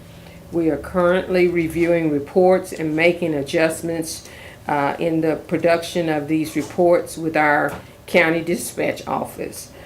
We realized there's information that we're not capturing through our CAD system that would generate better reports that we could understand a little bit better. CHI did provide to us volumes and volumes of reports, which without those specific locations of the units and those various things, it was very hard to pinpoint the response time. They could be at Sonic, and not at their base, and could change the response time. So we realized that we have the system through the help of Chief Green. We do have assistance and his cooperation in generating those reports and improving those reports. I'm super proud of the way the entities have been working together to cut down on dispatch time. The city of Navasota now does its own dispatching because they have EMS directly on their truck and they communicate directly with CHI St. Joseph. That occurred out of those talks. The Commissioner's Court budgeted an additional dispatch this year for better coverage of our 24, 7 days a week, 365-day shifts in our dispatch center, where we now have 2 dispatch that could be on duty to increase the response times. Yep. Our deputy patrol units now all have AEDs on board because, like you said, in the state of the city, in the meeting, they're usually the ones who get there first. So those AEDs on boards and their knowledge of training out in the field is going to help improve responses for our patients. The EMS provider, CHI St. Joseph, from the reports and from the town hall meeting that we had with them, they realized that our units were being utilized for transfers probably more than they should have from the beginning. With those transfers increasing, they realized that we really needed another truck which was going to be dedicated to transfers. And it is also a peaker truck. In times when all 3 of our units are tied up, it can run those calls. So we appreciate CHI responding to the needs, and we now have a 4th ambulance which is dedicated for transfers and for peak use. We're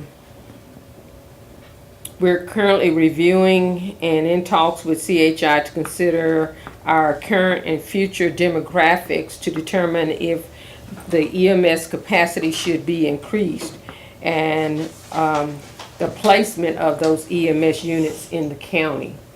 Currently, talks are underway to determine an estimate on the construction of a substation elsewhere in the county in order to give increased response for all citizens. We know we have many, everybody kind of wants them in their area, but our county being almost 65 miles long, that's kind of difficult to do. But they are willing to work with Grimes County in seeing the best placement for the ambulance we currently have, and we'll be getting with us on some figures, maybe on a new unit set up at a new substation somewhere in the county. So that's the update that I have. But did you have anything you want to add to that, Commissioner Mallett? No, I believe you covered it pretty well. Do y'all want to, On the EMS, additionally, in 2015, we entered into an interlocal agreement with the Dobbin Fire Station. They are about 1.5 miles from the Rolling Oak subdivision, and they are now, have been and are now servicing that area with an ambulance service, which is much quicker than we can get, CHI can get from any station that we have in the county. And they're real appreciative of that. We're also currently working on the station down off of 1486 next to Crown Ranch to do the same thing.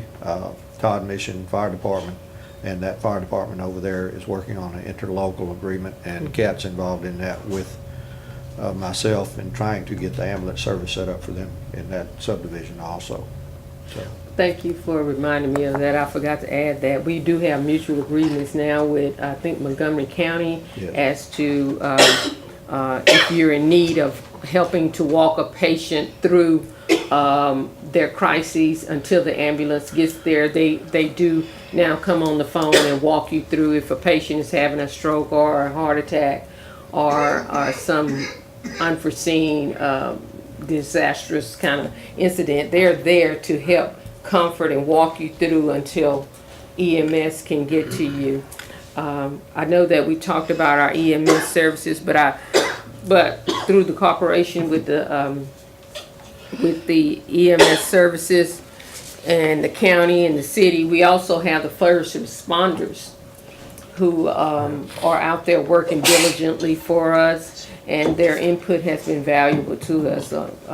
We also looked at, their connection to this and their willingness and their involvement in responding to the calls.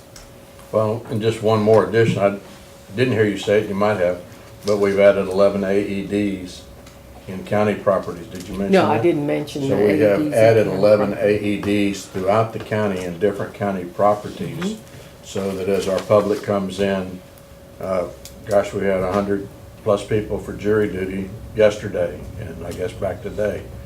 So we have put them in strategic locations throughout the county, including the Expo Center, for when that facility is rented out, and we might have 500 people out there, or this weekend with the cook-off. So that's not an ambulance, but it could assist in saving the life of some of our citizens, visitors, employees, etc. Right, thank you. Would you recommend a change on the term? 'Cause currently it says long-term, 4 to 5 years. Well, I think the citizens were asking us to reevaluate it Yeah. every 4 to 5 years. Okay. So, I think that's gonna be something continuous. Yeah. As our It's county only gonna be grows, ongoing. yes. Shall we just scratch out long-term 4 to 5 years and put continuous review? Is that a Yes, fair? yes. Would you put continuous review in, please? Something like that, we're never really done, so. No. All right, if we're good there, thank you, Commissioner. You're welcome. 13, retrieve tax dollars from oil drilling for roads, Commissioner Dobianski. I don't have any drilling in my precinct currently, but I have worked with Mr. Walker on with some companies up in Commissioner Mallett's. Did you sit in on those meetings with us when we met with them? I don't No, remember. I didn't get a chance. He and I met with them before they came in to do some drilling, to get the permit process, and asked them, or gave them the roads that we would allow them to use through the permit process to access where they wanted to drill. They are providing funds, did provide funds for those roads that they went in on. We're continuously doing that through the Road and Bridge Department, so I would say that is completed. Not only with them, but with the pipeline companies, we're doing the same thing, any construction that comes into the county. Okay. And there was some state funding, I believe, for some material that we utilized, I know, on the north end of the county. Yeah, you get that up there Surge, because I of believe, all the because drilling that's going of the on. drilling that was going on a few years ago. We set up a church, is that what you're talking about? Yes. Yeah. So what would you recommend on the term? Short term, less than a year? It's completed. Complete? All right. Because we have the permit process in place. And when they come in to do drilling, we have a meeting with them Right. to discuss what they can use. Okay, so we have the process there. Yes. Good. Number 14, lower property taxes for those over 65. That was Judge Lamont. I assumed that responsibility. And I'll just read a statement that I have.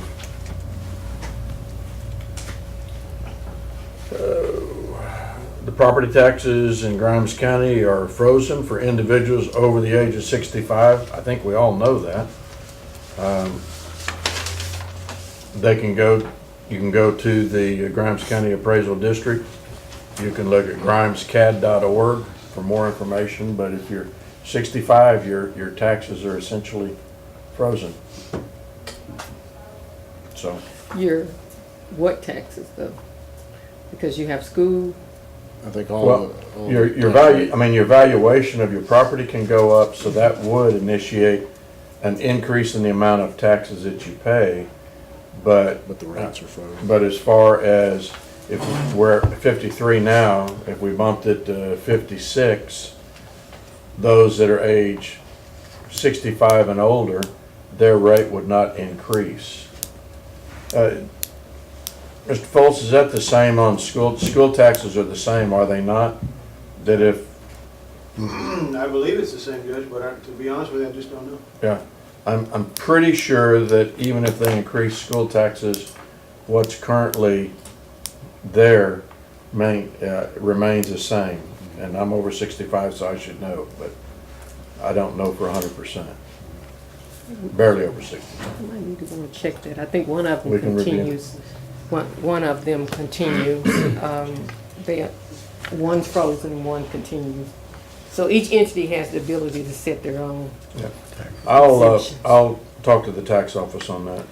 Now, want to say that happened in 2004, and I think I watched that happen with the court before I was elected, and I think each entity had an opportunity to decide one time, and they were told this is forever. And I know the county took that opportunity. I don't know about the other jurisdictions. Yes. Okay, we'll check into that.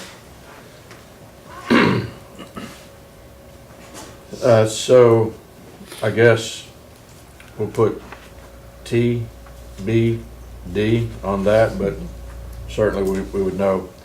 Number 15, Commissioner Cox, merit-based pay system. Any thoughts on that? With the implementation of the salary scale and the salary structure, in conjunction with the evaluation, if the court has the funding, there's certainly already a Yeah. implemented merit-based pay system in place. I guess that, I would say that is complete, subject to any changes that come down the road for the Commissioners Court. I would agree. Anybody, any other commissioners? Would you make that notation? Okay. Number 16, establish priority system for road repair paving. Commissioner Dobianski. Okay, this is an ongoing process. I think we need to, each commissioner needs to communicate with Mr. Walker, and we do, about the needs in our precincts.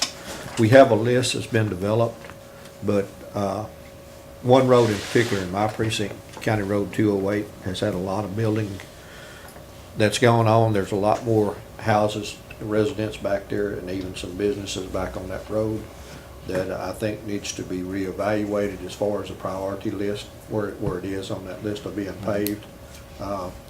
The issues with some of these roads being paved is the amount of right-of-way we have. If we don't have the right-of-way, we really can't pave them if we only have 30 feet of right-of-way to put in sufficient drainage. So that's something that the citizens need to be aware of. If you see somebody building a fence along the road that needs to be paved and we don't have the right-of-way, let us know so we can get out there and try to get them to give us enough right-of-way to get that done. And that's an issue in a lot of cases. So again, I think it's an ongoing process that we need to evaluate every year with our road and bridge engineer on an individual basis. And we did implement some priorities on how you give the roads priority based upon if the drainage is sufficient. Yes. You There know, was so he a did. priority back in, I guess, 2013 or something, and that's where a list was made. And that's Harry what- does have And a, I believe that's what we're list. trying to complete now. Yeah. And then Harry did mention the possibility we do need to reassess and either maintain the same priorities or just definitely do a reevaluation. so for turn, do we want to play, just state annual review? Yes. Annual review, please. And while we're talking about the roads, one of the issues that we're having now, that we have done a lot of drainage, we have a lot of private culverts that need to be cleaned, and a lot of the individuals are not gonna clean them, and I think we are wasting our time if we don't implement a policy to go in and clean those culverts and get that water flowing where it needs to go, because we've got places on the roads that the water runs down the road in the ditch up until we get to a private culvert, and then it's cutting across the road, washing away our base that we're putting on there. In the last 3 weeks, I've received down in Pine Brook, an individual's called me. Every time we put rock on there, we get a rain and the rock is gone in the creek. And we need to, I think we need to do that. We need to look at that. We haven't done it in the past. We made that, years ago it was done by the county, and I don't know when it was stopped. But Commissioner Husfield and I talked to Mr. Walker about that before he passed away, and we were talking about, bringing it before the court, and I kind of forgot about it. That's something we really need to address, I think, to, Would you make a notation for the second meeting in February, or which would be a regular commissioners court? We'll put Mr. Walker on notice to let him share his road repair and paving priority list. We did something with that, like that in the city of Navasota. We had a community meeting, and the city would replace the culverts if the citizens purchased the culverts, and they paid back maybe over a year on their city bill. But I don't know how it could be implemented in the county, but that could be a suggestion Yeah. to set up a payment plan. A lot of it's just cleaning them out because they're stopped up and right now we're not cleaning them out. But I mean. And some of them are old and caved in. Yeah, and that's something else that Commissioner Husfield and I talked about, was replacing them if they paid for them. And I think we could get people to do that. Yeah, I And think if we it's bought a culverts on a bulk, we might get it fairly cheap. Yeah, it's That's what they did, the city. as far as a problem, that's a problem because I've witnessed it. I know Commissioner Dobianski and I have a lot of the same territory out there. And that's one of the main problems that I've observed is Sure. just the flow of water. It can't get through culverts and Okay. ditches are backed up. But anyway, I think But you have that notification, Sherry, then? Okay, thank you, ma'am. So, and we've put continuous review on that. Number 17, better connection between high schools and technical schools. Commissioner Mallett? Yeah, BV Cog's been really instrumental in this, as well as Glenn College, about doing some vocational type training. There's been a lot of career days implemented as well to bring in technical schools and the like. Well, So, I mean, I worked with Commissioner Mallett originally. I don't know how Yeah, I at thought it what was point you as it well, got but yeah. changed, but I worked with the community partnerships initially in this at the BV Cog. And I think when you came on board, you took my place and you took his place. But that kind of switched, that partnership kind of switched up to now where Glenn College is working with the city, county, and the schools for technical assistance. We also have, we're working with employers also. And we meet monthly at the city of Navasota and with Glenn College. And we've held a boot camp that graduated 88 students from that boot camp. We also work with on soft skills or critical skills that employers needed in the area. We're now focusing more on the schools, getting the cooperation of the schools.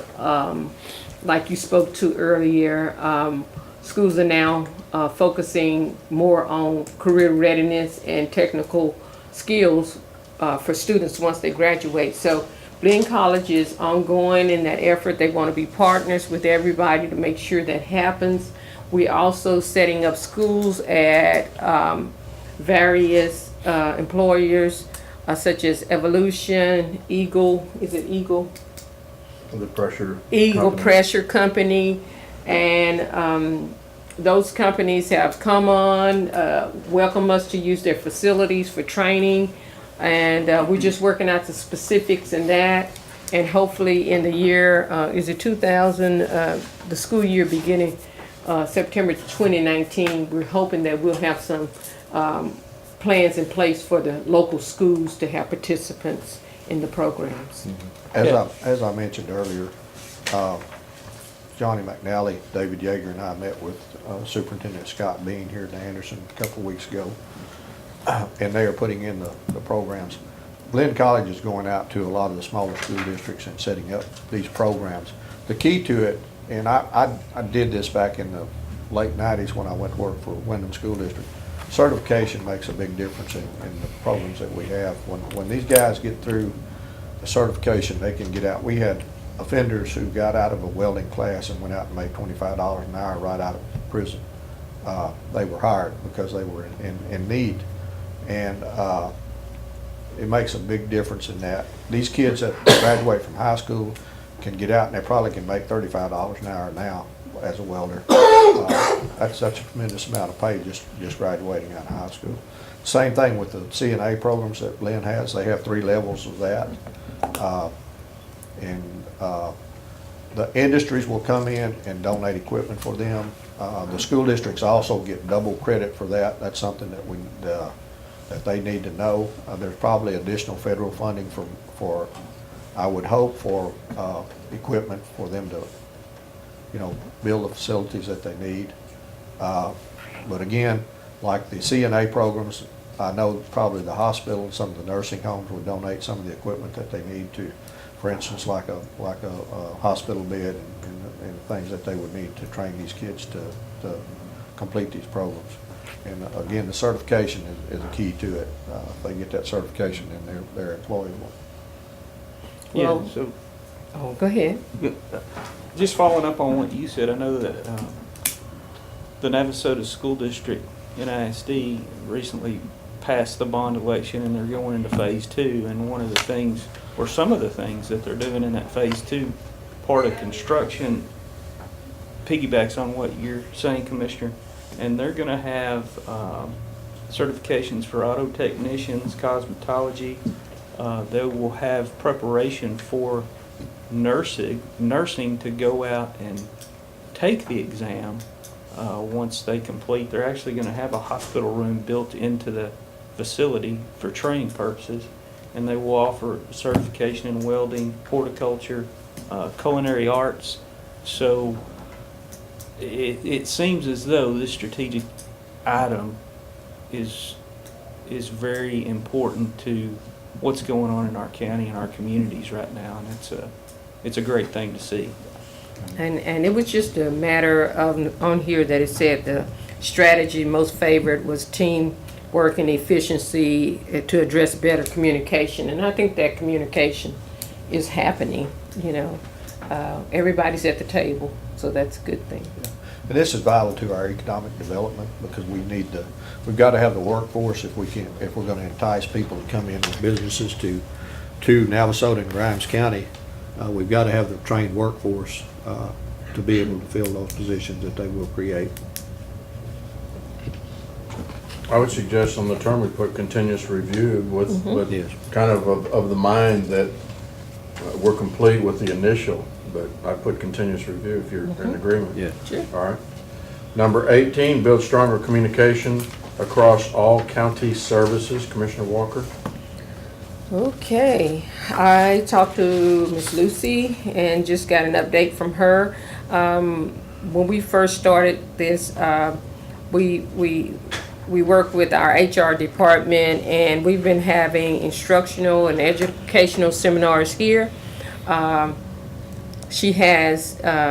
We've had lunch and learn, 4 to 6 lunch and learns. Along with that, we've had some open enrollment with vendors. We've had some social events such as Thanksgiving and Christmas parties. We've had sexual harassment luncheons. Commissioner Hutsville even held a social event at his ranch before his passing. The Navasota Annex, we host dinner and luncheons to where we invite county staff just to fellowship and learn more about each other. In 2016, she also held a health fair with St. Joseph. The employees have also participated in many of the fitness programs that are put on through TAC, where you receive your Sonic Boom walking counters. She does have planned in the future to for more exercise incentives. She has in the past awarded exercise balls, blood pressure cups. So beginning the 29th of this month, she has a workshop for fire safety, and it's for every employee to learn what to do in the event of a fire. And February the 11th, 2019, she has a seminar planned with Mary Ann Sines from TAC, Association of Counties, about evaluations, hiring and firing processes, and it's going to be open to all departments What's the date on that again? on the 11th of February. Thank you. Also, I spoke with our IT director, Mr. Greg Cannon. He has now implemented countywide Outlook, which enables all of our departments to sync calendars. He's created a global distribution list and a common distribution list where it's easier to communicate amongst the different departments, various events or calendars. He also has installed New Team, which is where you're able to chat among the users instead of us all physically maybe going to a meeting from the departments. Y'all are able to talk directly to one another and maybe through chat or video conferencing.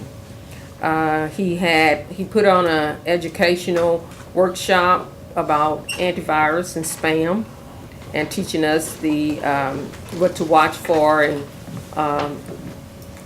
what to report. In the future, he's planning an Outlook training, and he's planning an Outlook training session. He's also implemented Outlook on the county phones so that when a person is out in the field, be it department head, whoever, they can receive they can access their calendars, their emails, their contacts, and this adds to quick response times for either our citizens or for our departments. So with both of those efforts, I'd say that we are well on the road, and we're doing all we can to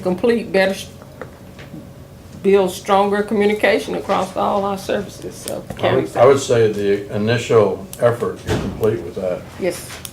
So if you'll mark that, Sheree. Thank you. Number 19, countywide directory of resources. I'm going to suggest that this is complete because you can go to our website and anywhere from daycare to rehabilitation. We can always have more information on there, but I think the more than the basic essentials for somebody coming to the county, if they go to our website, if they don't get the information, they get the lead as to where they need to go for the information. So with the court's agreement, I'd like to put complete on number 19. And don't we have a session called How Do I Yeah. Blank?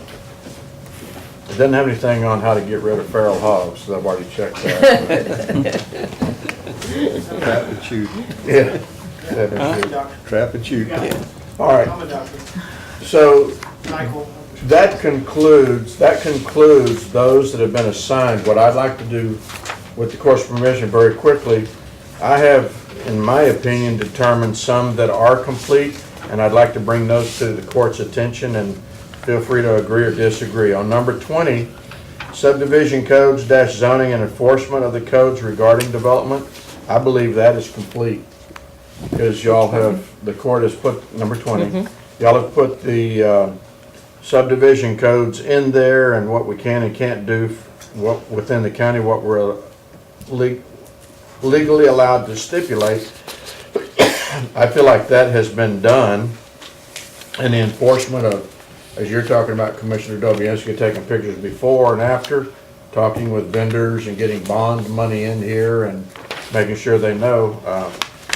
Unless there's a disagreement, I would suggest that one's complete. Any comments or concerns? All right. Number 23, better online security for our county offices with the firewalls that Greg Cannon has put in. We have significantly reduced the phishing and the viruses, and with the backup systems that he's put into the county for our records, I would strongly suggest number 23 is complete. Thoughts or comments?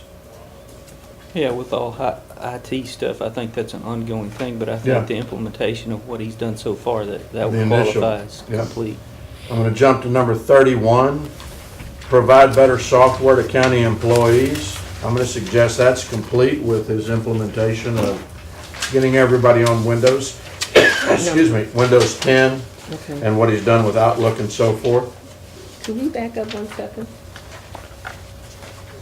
Are you gonna go down some that you think are complete? Yes, If you don't mind, I'd like to go through my list, okay. and then we'll come back if anybody else has some additions, if you don't Okay. mind. Okay, even if you do mind, I'd still like to go through my list. All right. We'll Number, let you- number 43, better online security in general. The firewalls that Greg has put in place, and also the policies and procedures that he's thus far established for IT and our county employees. I think that adds a whole lot to our security of our information system. So I would like to take number 43 and mark that as complete. And then I have one more, going to number 54. I'd like to give credit to our county clerk on that, but a centralized county registrar, and if that is for all of our vital statistics and death records and marriage records and birth records, with what you've got to approve through the court, Vanessa, I would suggest number 54 is complete. Is that what that was addressing? I wasn't sure. I don't know, but that's what I believed it to be from what I read in the Yeah, SAM doc. Do you Okay. agree with that, Commissioner? Okay. okay, great. Agreement with that, number Yes. 54 is complete? Yes. Okay, that's all I had. Commissioner Walker, let's go back to you. You undoubtedly have some that you'd like to visit or talk about. I thought that, pretty much, better compensation, number 22, Number 22, okay? with the salary structure, I thought that we worked on that. And the 2% cost of living that we put across, would you suggest that's complete? Probably might have some- ongoing, I don't know. Yeah. I don't know. But To be complete determined. for what we had on the strategic plan? Mm-hmm. All right? Agreed on that? Number 22? I just saw another one, where did it go? Countywide information in Spanish, Number? number 63. How are we, 63. I know that many of our stuff, you know, you can hit the button and it says to put it in your language. Yes. Yeah. So that is done on the website, I know that, and some of the other departments have it same. But as far as bringing up the website and having an English version and a Spanish version, we do not have. We do? You just go to the top, it's translate, you can select whatever language you want it to be in, and change. When you say whatever language, what's our limit? There's like about 50 different languages. I mean, Spanish would be the one that you would probably mostly use, but there's a whole list of languages that it'll translate it into. Really? Right. Yeah. I've never had a need to venture off of English, so I didn't pay attention to it. But Yeah. Also, with our voting equipment, you know, you can hit a. Yes. yeah, that one I knew. So countywide number 63 is complete? I would say it's at least 99%. I mean, I don't know how many other departments, but Well, I do know we have interpreters throughout the different offices. Yes, and my new employee is bilingual as well. Did you make a hire? Yes, I did. Oh, okay. Yes, I did. So 63, complete? Sure. Okay. Did you have a comment, sir? Yes. So that word translate, is that in Spanish or is it in English? It's in English. It's in English? I have to look at it because I thought it was I thought it told you in translations too. It had. Okay. No, people who can't read English, Yeah, but they it's- may not know that, what that button actually says. Then. Okay. No, I think it has it in 2 languages. In 2 languages.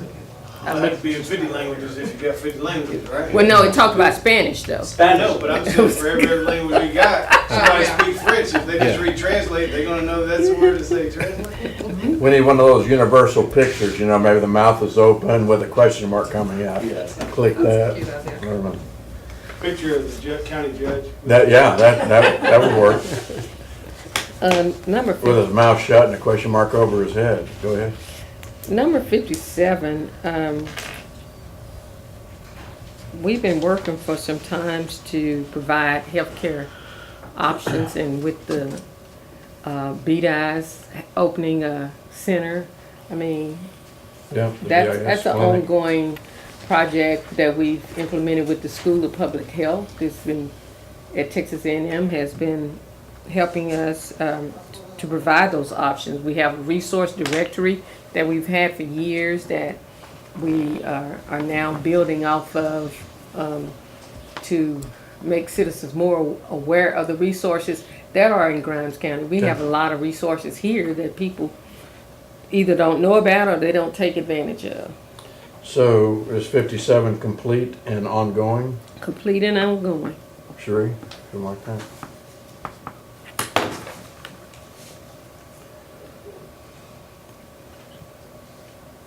Any others? Mr. Cox, Yes, sir. do you have others? I've got a couple, yes, that I'd if- like to. Sure, Uh, rock and roll. Number 30, Okay, I just don't even feel like that needs to be on the list because it just doesn't need to be on the list. That's a personnel matter in both cases. well, and I That's think just with my- our new road and bridge commissioner and the supervisors that he has in place, if it needed to be on the list, it's complete, I would say, yeah. okay? Number 30 is complete. Additional? 33, I think, the name escapes me, I don't know. Grimes Health Resource. Grimes County Health Resources offers transportation. Grimes Health Resource Center. The county has, helped them purchase a van that takes wheelchair accessible people, and I think they have 3 vans for citizens, and you can contact the Grimes Health Resource Center for that. So GHRC. Yes. Sheree, on number 33, would you put after elderly and disabled dash GHRC and then mark it complete? And there is a link on our website. Okay. Commissioner Cox? Also, number 38, improve mental health services. We have to do that anyway,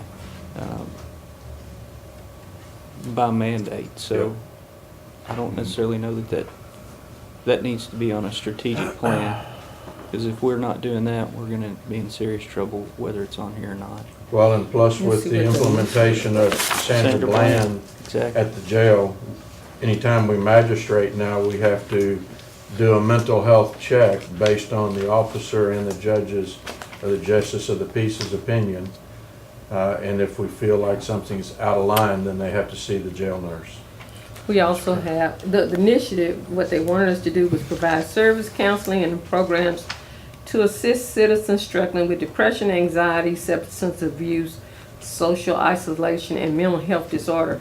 We also have T1 counseling lines that you can go also to the Grimes Health Resource Center, and you can see a psychiatrist over the internet, and they will assist you there.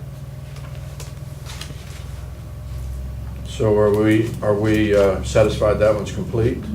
38? I would say according to what they wanted. Sure, okay.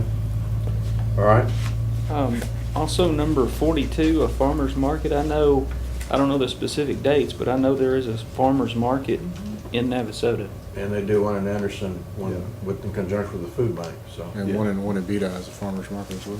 Complete? Okay, Number 49, it's very rare that I find a limb that needs to be cut.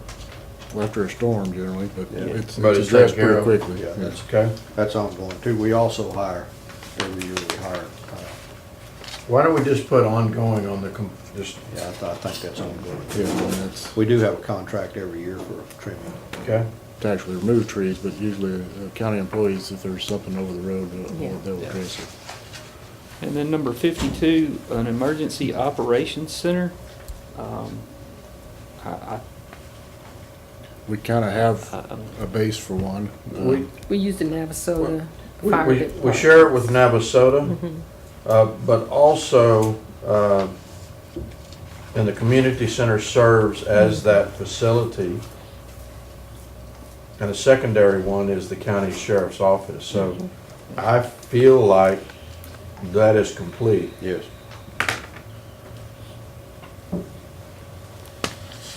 Because the sheriff's office was, we had the planning meeting Right. for Hurricane Harvey. I'm sorry, I missed one I wanted to get some clarification on. Number 47 says review county waterways for recreational use.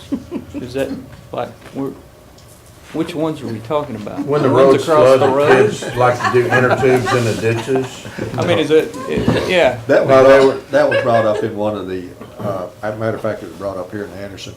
Someone brought up the fact that the Navasota River could be used as a park possibly. And they talked about TMPA also being a recreational use. But mainly they were concentrating on turning part of the Navasota River bottom into a recreational. Putting in a boat launch or kayak launch or something like that, and people go down a couple miles and pull out. But You can do that under Highway 30. There's an annual trip from Highway 30 to Highway 6 coming up in about 5 weeks, I think. It's the last weekend in Is it really? February. Yeah. they motorboated or No, kayak? canoe. Yeah, Canoe. yeah. It's an interesting trip. I've done it twice. They got a light bulb on the side of this that just kind of says this ideas Yeah. for future growth to create suitable and safe recreational tourism development. So it's just an idea, basically. And- One year that we went, the water was so high you couldn't tell where the river was. The next year it was so low, we had to drag the boats in places with rubber boots on.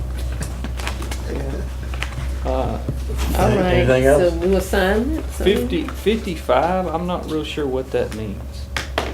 Decentralize some county positions.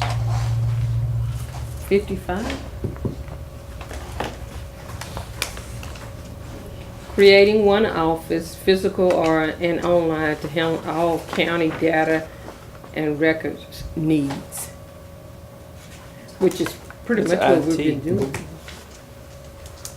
Well, We have where you can go online now for a lot of offices.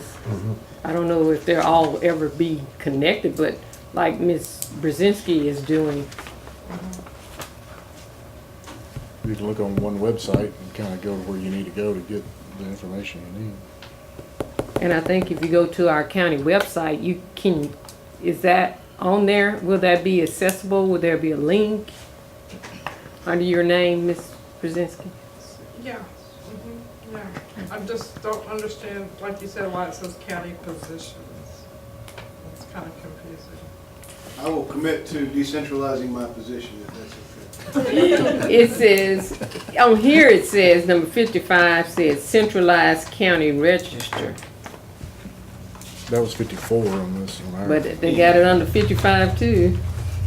Maybe the numbers are off. Okay, yeah, they got it as number 56 in the book and 55 on here. creating one office, physical online to handle all county data and record needs. Okay, let me read that again. 56, which is what the number is on here, says, create county government satellite offices so that all county operations are not based in Anderson. This may help disperse some of the economic development created by the county government into other places where it's needed. That's a work in process. I would say, yeah. We have decentralized some of them. You have the probation office now in Navasota. My suggestion is, does anybody else have any others that they deem to be completed? Well, number 36, building fire code enforcement. The county really has no jurisdiction on any enforcement that we can do as a county. It would be from the, I believe, the state or any local governments.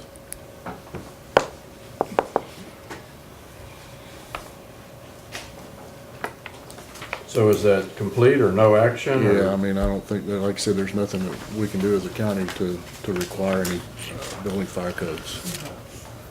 It would just have to be state enforced. within the county itself, except for, you know, local jurisdictions. There's a Could do their provision own. that we've looked at before, and one's fire code, and I forget what the other one's called. What's the other one called? Court, fire code versus, you got your phone. Fire code versus something. If you're in a county, next to a county that has a population of X million, which Montgomery County might qualify, the court could consider adopting this code.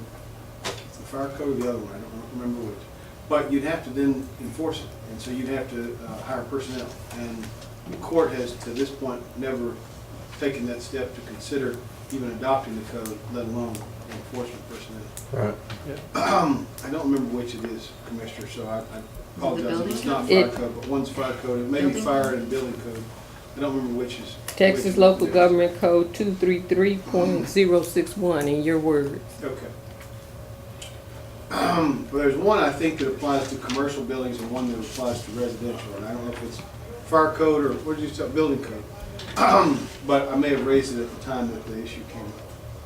No court that I know of, I think I may have had a conversation with Commissioner Melcher before he was off the court and certainly before he passed away, but I don't know that I've had that conversation with anybody else or that there's been any interest. The only codes that we had of it, Population? For a fire code, 250,000 or more, or adjacent to a county that has 250,000 or more. I'm sorry, Commissioner, were you saying something? the only thing that we talked about, you and I talked about burned out structures in the county. And we were trying to find a code to use to get some of those taken down. People leaving up burned out structures. Amen, I forgot. It's been a while. But you have all of your notes in here. You bet. They're somewhere.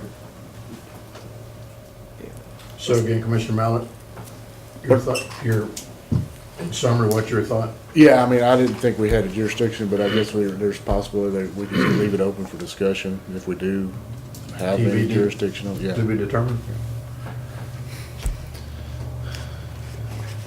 And then, There is the potential, and I hate to further complicate it, but I think there are some jurisdictions that do an interlocal and use the same person, with the fire marshal or whoever that person may be, to do those inspections.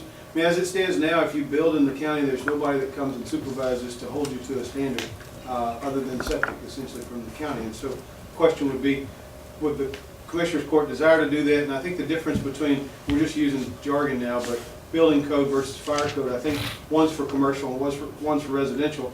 I don't remember if there's the same population threshold, but that would be one approach potentially, to not have to hire your own personnel, but to contract with potentially the city of Navasota or somebody else to utilize their personnel.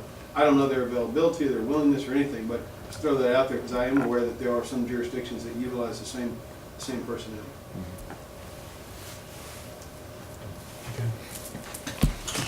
So 36 is TBD. Do you have anything else to add? lower speed limits on Highway 90 and FM Now that we don't have 1696. jurisdiction over. We can't do anything on That's a that. text dot. Yeah, What one was that? Number 48. Number But 48. that is something we can contact TextDOT on and get them to review it.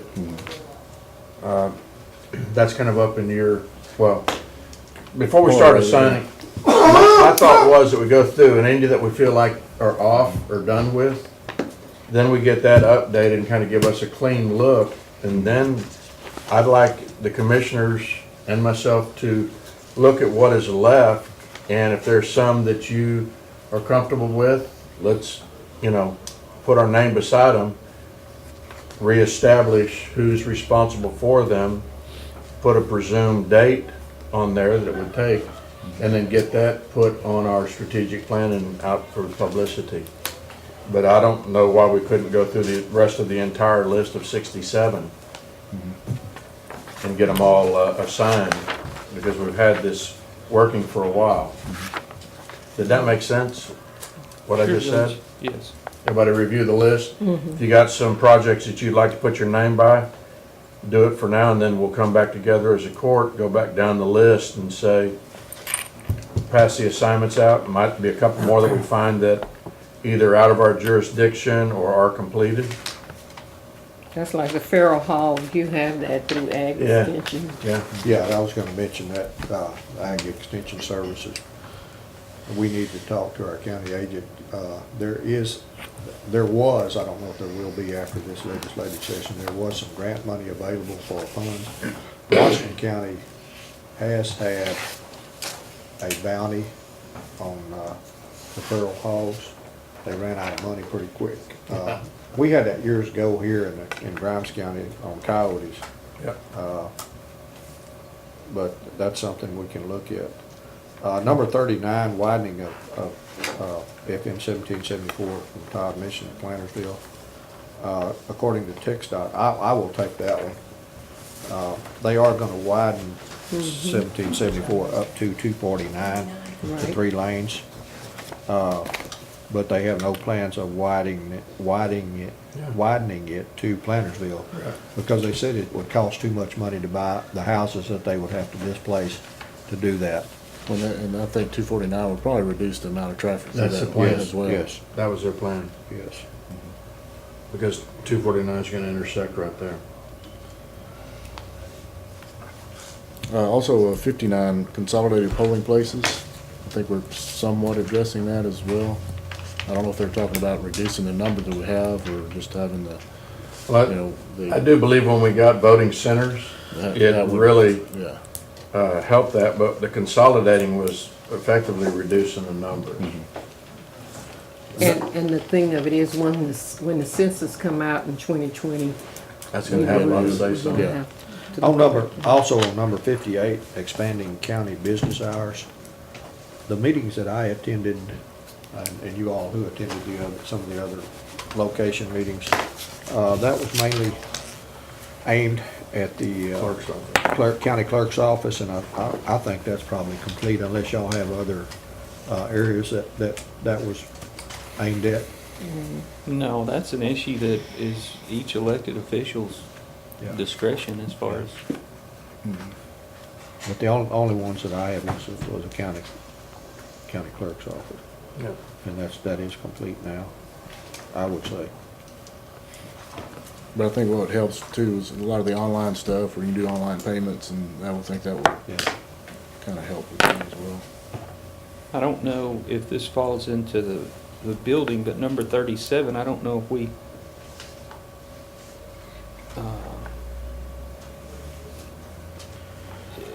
is that something that, That's ongoing. To me, it'd be ongoing because we've continuously got to maintain the buildings that we have. But we have made major improvements over on We the have, annex. we have, This I building, would we've say. stabilized it and refurbished it.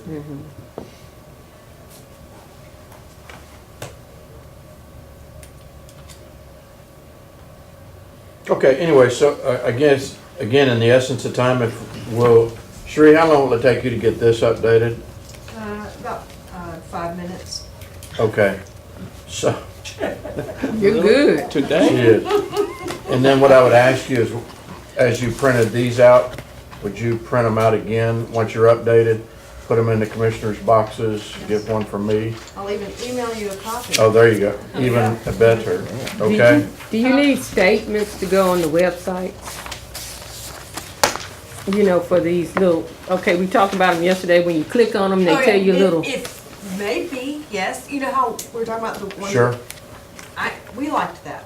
So, yeah, that'd be great. You know That will what take a we're little more talking than about? 5 minutes. If you have some We could submit comments you or something. statements, Yes, it'd be great. comments or statements that validate where we're at, when we say it's complete, in our mind why it's complete, then Sheree can add that. When they click on it, they can go to that verbiage and at least understand the court's determination of why we say what we say at this time. The ones that you see in bold and underline, you can click on those Right. at this time. It'd be Because I had to great if ask we that could question. Do that with all of them. That would be great. Can Okay? I add one more that I think is complete, and that's number 62? The new citizen directory information for new residents. We do have a link on our website for new residents. That was Okay. what we, Number 62. Good, And then it lists all the utility companies for them to contact Yeah. and things like that. good, okay. how, I think and that's- it's called How Do I? Right. But there is also a link that says new residents. Oh, it does? As well. Okay. Yes. Very good. That being the case, is there a motion to adjourn? I make the motion we adjourn. Second that. There's a motion before the court by Commissioner Walker to adjourn, seconded by Commissioner Cox. Can I say anything? Yes, ma'am, well, we're at the discussion. Huh? We're at the Yes. discussion point. What's that? Is there any discussion on adjourn? I just want to say this is available through Cherie if you Oh. don't have it. Yeah. Okay, I've got my plan somewhere. all in favor of adjourning, say aye. Aye. Opposed? Motion carries, we are adjourned. Thank you. It is